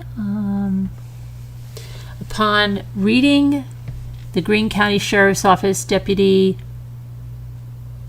K. Hughes' report, I discovered a female identified as Aaliyah Woodmansey had been friends with Gypsy in the past. I made contact with Aaliyah and told her the reason for me contacting her. She agreed to speak with me. Aaliyah said she had told Deputy Hughes about a male, Nick Godejohn, who Gypsy talked to about a lot. Aaliyah had been communicating with Gypsy via Facebook in October of 2014 about Nicholas in the Facebook messages. Okay, we already heard about it. Talks about having the baby, all that, yada, yada, yada, yada. And on June 15, 2015, I was notified Gypsy and Nicholas were located at the Cherry Street, Big Bend, Wisconsin. And they made contact with the sheriff's office to interview Gypsy and Nicholas.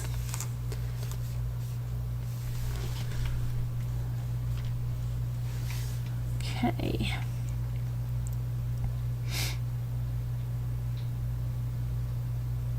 Again, this was Investigator Hancock, and said that I'm just going to not read this whole thing because we've watched this.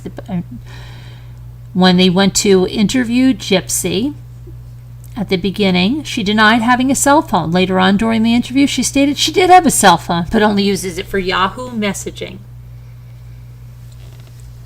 and other social media sites. Gypsy denied being involved in anything and stated she was a person who was 100% honest. She confirmed she and Nicholas were boyfriend and girlfriend, and they met on a Christian dating site for free. She used her mother's laptop to communicate with Nicholas. It should be noted at the beginning of the interview, she stated that her mother would not let her use a computer because it was unsafe. I told Gypsy her mother was deceased, and she sat there for a few seconds and said nothing. Then she brought her right hand and arm up towards me and said, Wait, what? She then looked down for a few seconds, shook her head to the right and left, and continued to cry. She denied knowing her mother was deceased, and she wanted to know what happened. When I asked her why she hurt her mother, she stopped for a few seconds and said nothing while looking away from me, and then she said, We would never hurt her. She also stated, if anything, I don't tell lies. She again stated she would never hurt her mom and said, I didn't do anything. She stated she understands things very clearly and she thinks she's being accused of doing this. She stated, I really don't know what happened. She then goes on to explain how she and her mother were having relationship problems. Dee Dee wanted Gypsy to stay a little girl forever, and she did not like her boyfriend Nicholas. Dee Dee told Gypsy if she wanted to go to Wisconsin that she could pack her belongings and leave. Gypsy packed some of her belongings, and Gypsy said she was going to be kicked out of her mother's house. And she and her mother's problems and arguments were over her and Nicholas wanting to be together. Gypsy chose to come here, referring to Wisconsin, to live with Nicholas. She gave Nicholas money to come to Missouri to pick her up. Nicholas asked his mother if Gypsy could stay with them, and Nicholas's mother agreed it would be fine. Gypsy gave Nicholas money specifically for him to stay at a hotel in Springfield. Gypsy said she does have a cell phone she uses to message people, and the phone was in the back of her faith book bag at Nicholas's house. She asked me if her mother had had a heart attack because Dee Dee had several medical issues. Gypsy asked about the guardianship papers her mother had put in place if something happened to Dee Dee. She denied being threatened by anyone to talk about what happened to her mother. Gypsy was crying and said she should have never left her mom. She made the comment, I honestly didn't do anything to my mama. She claimed she didn't know who did this to her mother. According to Gypsy, Nicholas and Dee Dee did not get along, and Nicholas told her he hated Dee Dee. Dee Dee did not want them to be together, and they were getting on each other's nerves. Gypsy promised her mom she would stay away from Nicholas. Nicholas told Gypsy it's us against the world, and he was going to protect her no matter what, and they were going to get married. Okay, wow. Okay. She stated that Nicholas was very kind to her, but he did not like the police. Nicholas wanted Gypsy to himself, and Dee Dee was getting in the way between the two of them. Dee Dee told Gypsy Nicholas was a head-in-the-closet type person who kills, like Jeffrey Dahmer. Gypsy stated she should have listened to her mother and broke up with Nicholas. Gypsy then looked up at me and apologized for lying to me. She said she loves him so much, and now maybe he can get some help. You see, there she is. Now he can get some help, and I can go on my little merry way. She then blurts out, he killed my mom. He was supposed to come visit her and Dee Dee. When Nicholas arrived in Springfield, they were supposed to sit outside together on the porch. Instead, he walked inside the residence and started walking towards her mother's bedroom, where Dee Dee was asleep. Gypsy got up to use the restroom inside the house, and Nicholas followed her. Nicholas put her in the bathroom and locked the door, and then he went to Dee Dee's bedroom. Put her in the bathroom and locked the door. The door locks from the inside. Okay, Gypsy, come on. All right.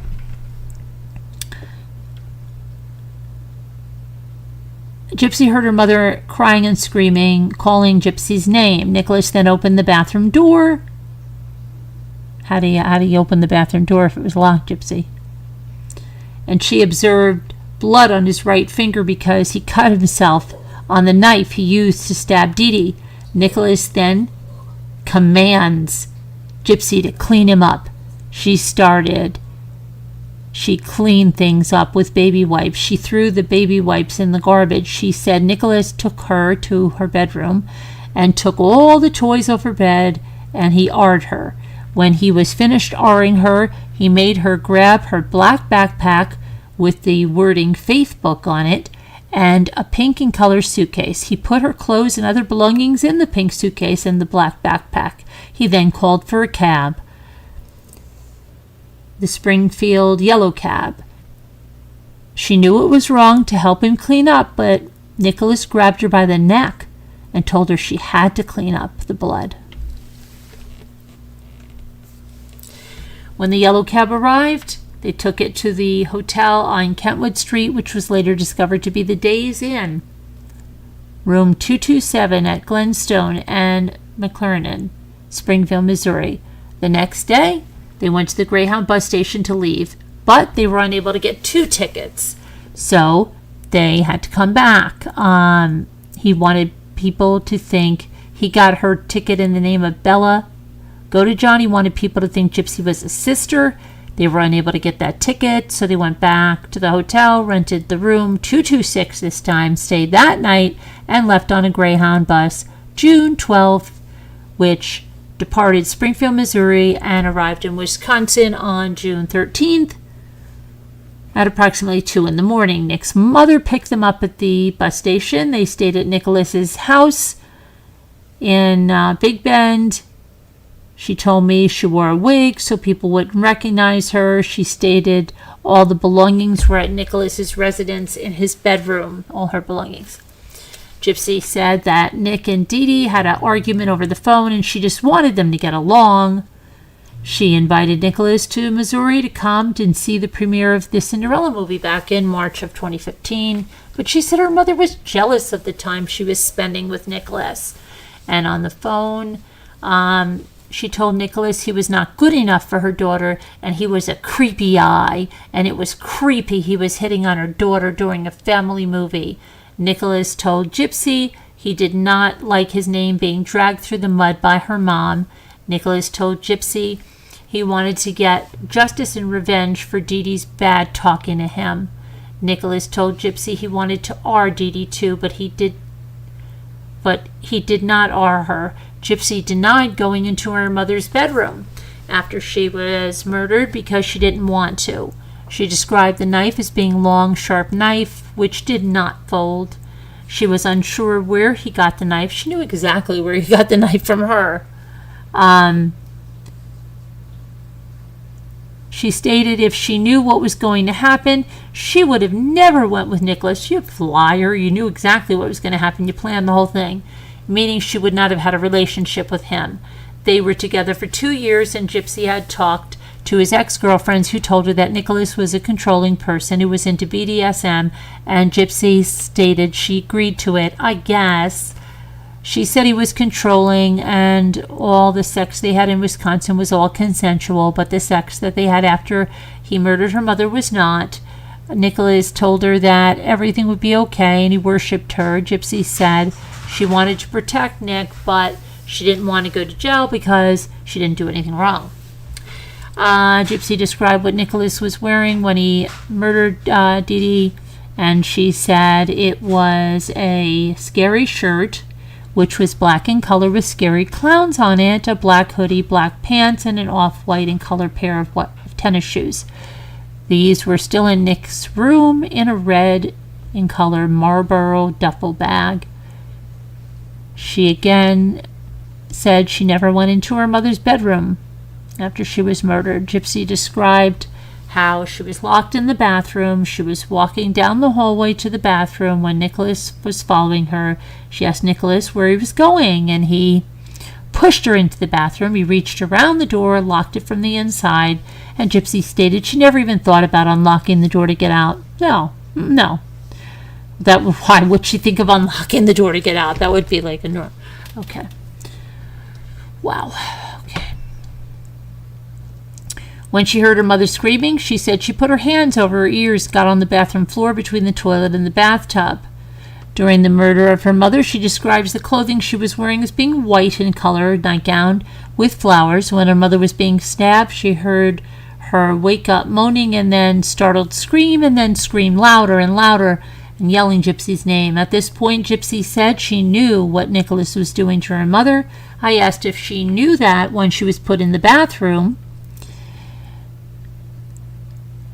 if she knew what Nicholas was going to do, and she shook her head, indicating that she did.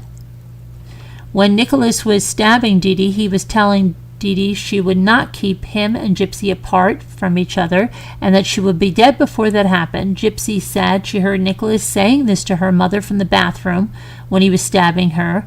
She stated Nicholas had the knife in his hand when he opened the bathroom door, and that he did not want her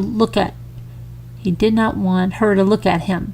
She cleaned him up and put a Band-Aid on his finger. She admitted to posting on Facebook the comment, "The biatch is dead, and I effing / that fat pig and art her sweet innocent daughter. Her scream was so effing loud, lol."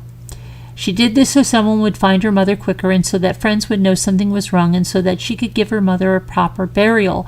She had done this from a computer at Nicholas's house, but used her phone to type the messages. She said Nicholas knew about the post, and she claimed and asked him if she could post it.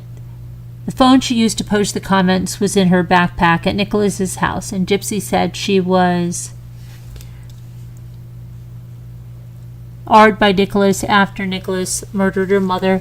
When I asked Gypsy if all the other sex between the two was consensual, she said it was. Okay, let's see here. So then I observed Gypsy to be wearing a t-shirt with what appears to be blood on the right shoulder and blue in color pants, black in color boots, and she had pink fingernail polish on both hands. I observed a round bruise on Gypsy's right arm, which she claimed originally was a hickey, and then later claimed it was from Nicholas grabbing her and dragging her around the house. On both sides of her neck were some small bruises, which she said were hickeys. She was made to clean up the drops of blood at Nicholas's command, and Nicholas made her do it while she was naked. He got a container of Bissell carpet odor and stain remover from the kitchen, and he grabbed Gypsy around the arm and made her clean up the drops of blood. The drops of blood were from her mother's bedroom, in the hallway, dining room, and then in the kitchen. Nicholas then said he wanted a drink of water, so he told Gypsy he could not touch any of the cups, and he wanted her to give him a drink of water. She cleaned up the blood, and with the Scott brand paper towels, the paper towels were then thrown away in the trash, and the trash was taken out to the curb. Gypsy said that her mother was murdered sometime on the 9th, but didn't remember what day it was. She remembered it was the 9th because she was supposed to sneak out of the house and meet Nicholas outside on the above-mentioned date. When I asked her about what Nicholas might tell me of this, the knowledge of this, she stated that she did not know what he would say.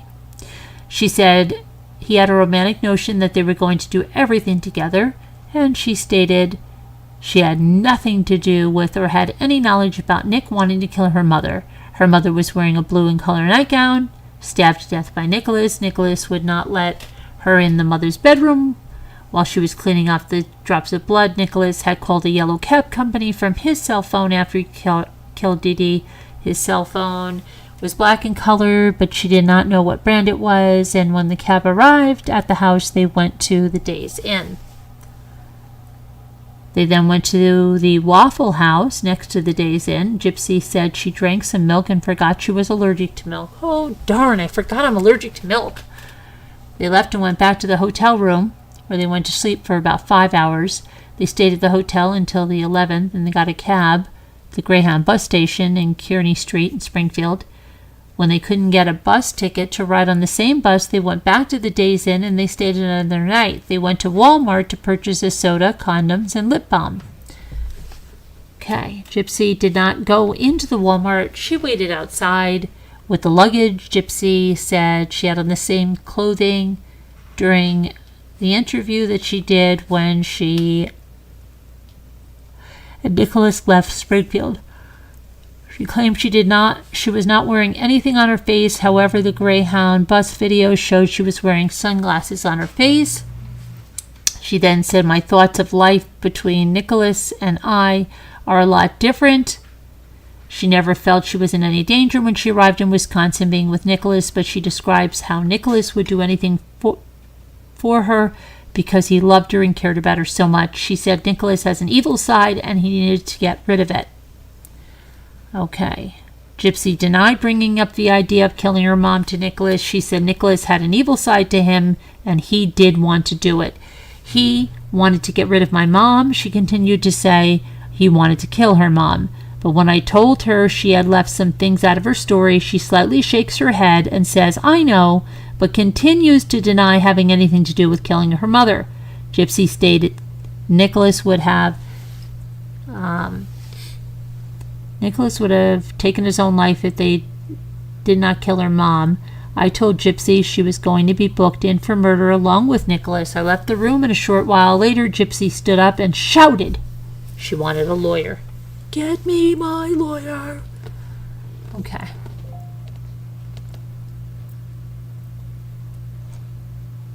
All right, let's see what's going on over here. Just crazy, right? Hoping for a paper towel sponsor. Oh my goodness.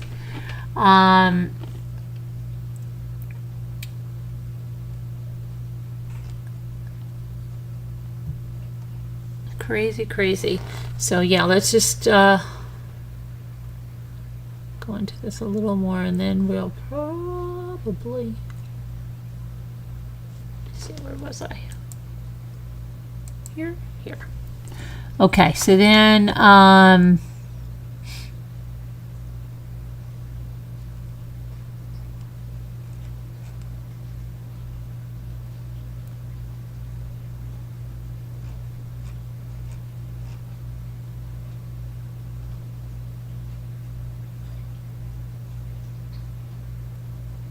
okay, this is interesting. This is 6:14. I received a DVD of Gypsy Blanchard's phone conversations from the sheriff's office in Waukesha, Wisconsin, while she was incarcerated. The DVD was logged into evidence. I reviewed the conversations Gypsy had with her family. When Gypsy would speak to her family, she would call them by their relative relationships, such as aunt, uncle, etc. She told her family she could not talk about what had happened per her attorney. I heard Gypsy call the female she was talking to Aunt Celeste. Gypsy spoke of how she was innocent and she got messed up with someone very awful. Aunt Celeste, she wanted to live with her family in Louisiana when she gets released. That call was placed June 21st, 2015. Then Gypsy called another phone number on June 22nd, 2015. Gypsy was talking to a female she called Kristy, stepmom. She told Kristy she could not talk about what happened. Gypsy told Kristy to tell her dad she was innocent and she wanted to know if her dad still loved her.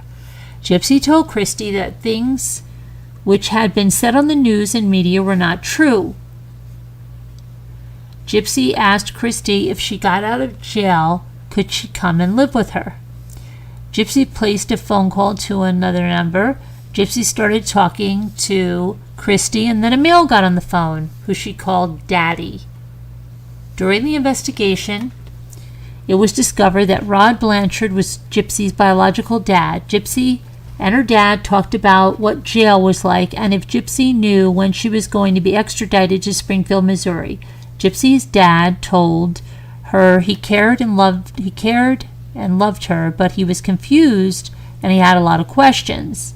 Gypsy would not talk about the case with her dad. Gypsy talked about how she wanted to build a relationship with her dad, and she told him she wanted him to know that she was innocent. Then there was another phone call placed on June 24th. When the call was reviewed, a female's voice did not sound like Gypsy's voice. It was the voice of an unknown female who was talking to an unknown male about trying to get bailed out of the Waukesha County Sheriff's Office. There is nothing of evidentiary value.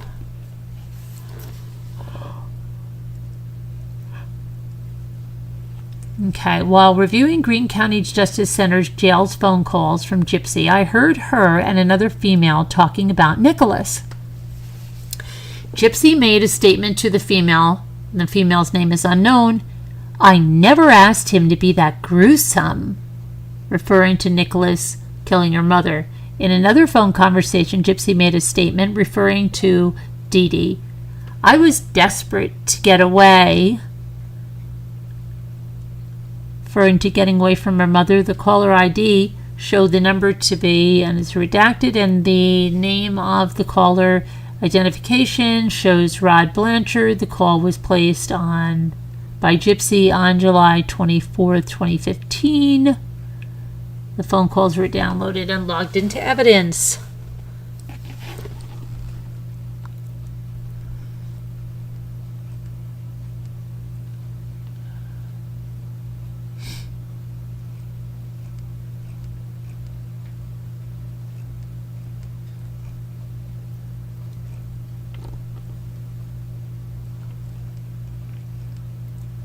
Okay, let's see here.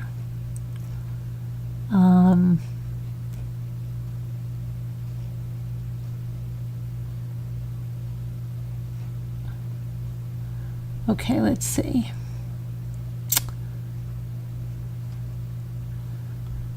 Nicholas said Gypsy wanted to kill her mother herself, but she could not kill her mother herself because she was too skittish. Remember, that's in the thing. Nicholas said Gypsy could not do it herself because she could not live with herself. He said, honestly, to this day, I still feel guilty about it. I do, because I learned so much about her mom after she told me more and more about it, and actually being able to live with her for a little while, I actually realized how good of a mom she was. Nicholas clarified that Gypsy was telling him about Dee Dee and all of her accomplishments, and it was those things that made him feel guilty for what he had done to Dee Dee. Right? Okay, let's see where you guys are. So, she's about to find out life now. I don't know. She's living her best life. Can't bring me down. I'm living my best life. You're not going to bring me down. Right? I'm on a high now. I'm living my best life. You're not going to bring me down.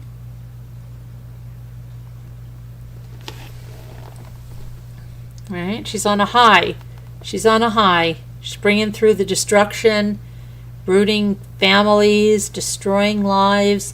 But I'm on a high now. I'm living my best life. Not going to bring me down.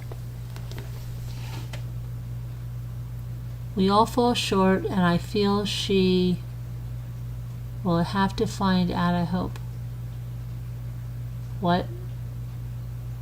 You know, so now she's getting out early and all this stuff. She expects all this stuff. Yeah. She's on a high. Not gonna bring me down.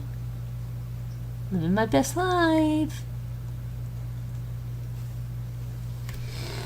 Yeah, I mean, full short, yeah, but, you know, it was, planning the murder of your mother is a little bit,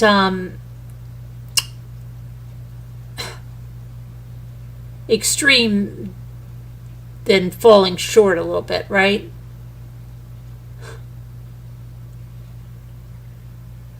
You know, I mean, and the destruction, the chain reactions that happened from the stuff she did, the lives she ruined, the repercussions, like that little boy, Nick Godejohn's little brother, look how his life was just, you know, and then you've got that kid that's trying to grow up now without a mother, without his brother, with this craziness. There's not many who kill their moms. You know, I mean, it's scary.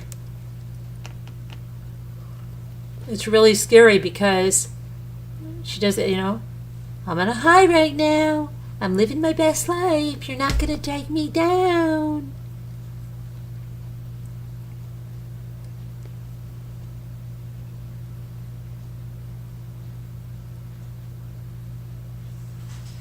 Against nature. Yeah, it's pretty pretty bad. Hi, Sassy. Pretty bad. Let's see here.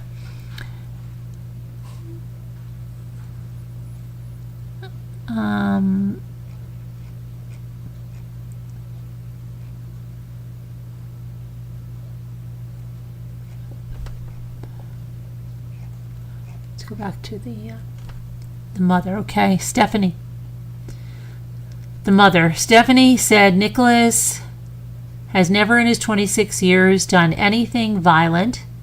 She said Nicholas does have Asperger's, which Stephanie explained is a version of autism. She said Nicholas did graduate from Nathan Hale High School. However, during school he was in classes for those with learning disabilities. Stephanie said Nicholas did not attend college, but he has taken computer courses. Stephanie said Nicholas has been diagnosed with Asperger's, and the last doctor to see him said he would always have the mind of a 15 to 16-year-old. She said because of this, she has always tried to keep a close eye on him.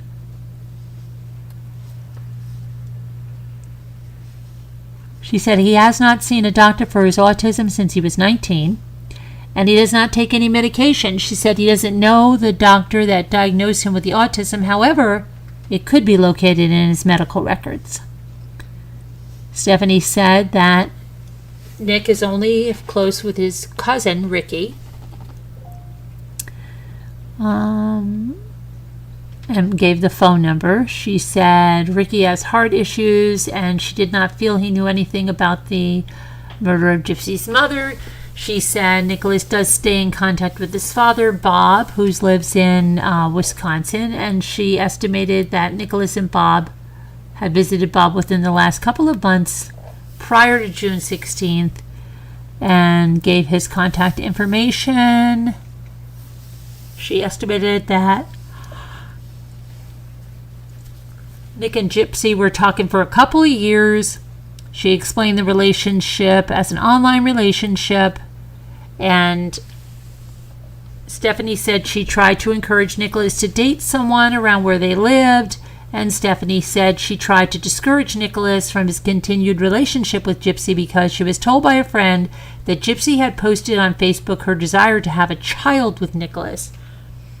Stephanie said Gypsy sent Nicholas a ring in the mail, and she could not describe the ring that Gypsy sent Nick. Stephanie said that Nick told her Gypsy's mother was very protective of Gypsy. Stephanie said she tried explaining to Nicholas that if a parent does not want you around their kid, and that's just how it is, and he should respect that. Stephanie said she was told Gypsy was 19 years old.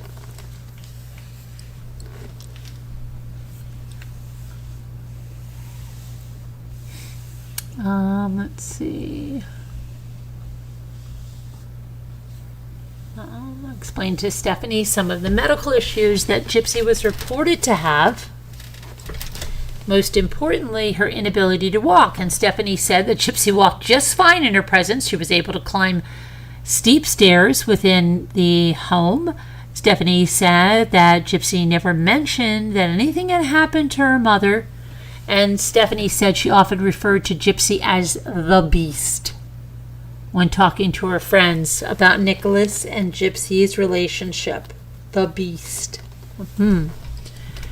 So let's see.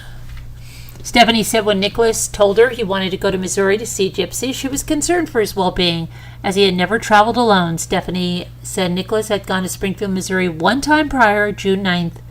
And Stephanie stated that Both of Nicholas's visits to Springfield, Missouri occurred in the year 2015.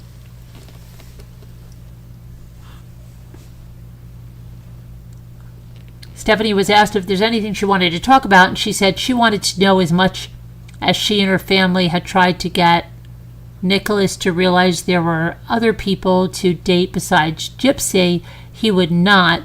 He would get very upset at them for saying those things. Stephanie said Nicholas had always been a good kid and that she never saw any problems with him. Stephanie said Nicholas had never become angry or assaulted her. She went on to explain when he gets frustrated, he cries. Stephanie said she felt like Nicholas was safer in jail and he would not have contact with Gypsy. Stephanie stated several more times throughout the interview that Nicholas has never been violent. Stephanie requested that if I was to have contact with Nicholas prior to returning to Springfield, that I tell him that she and his stepdad love him and that they will be visiting him. At the conclusion, Stephanie was escorted to the lobby. Okay.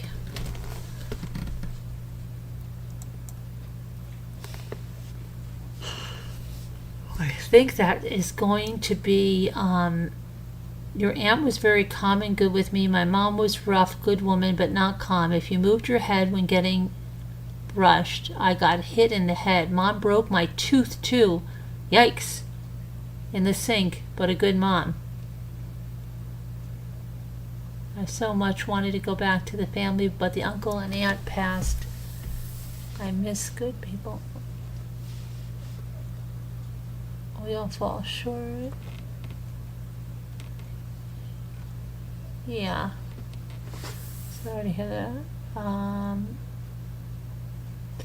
All right, everybody. I think we're going to end for the night here. And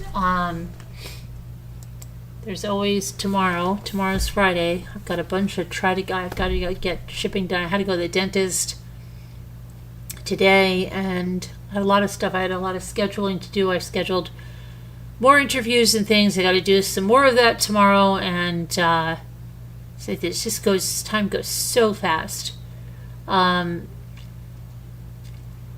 And then I think I have my grief counseling tomorrow. So, all right. Anyway, I appreciate you guys being here. We did watch that Scott Peterson thing. I did not make it through 3 episodes. I love your mom, but good people. Yeah. Love you, Turquoise. We did watch the Scott Peterson. Some people made it to the end of 3 episodes. And they said it's a good watch and there's things to think about. I don't think I'll be able to make it tonight to the end. I don't know, maybe tomorrow night. Because I have to try. It's already after 3 and I've got to try. I've got to be up very early tomorrow.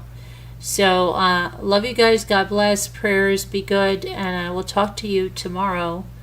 And we'll see what happens. Okay? Thanks for joining us. Hi, Lotus Spider. See you later, everybody. Good.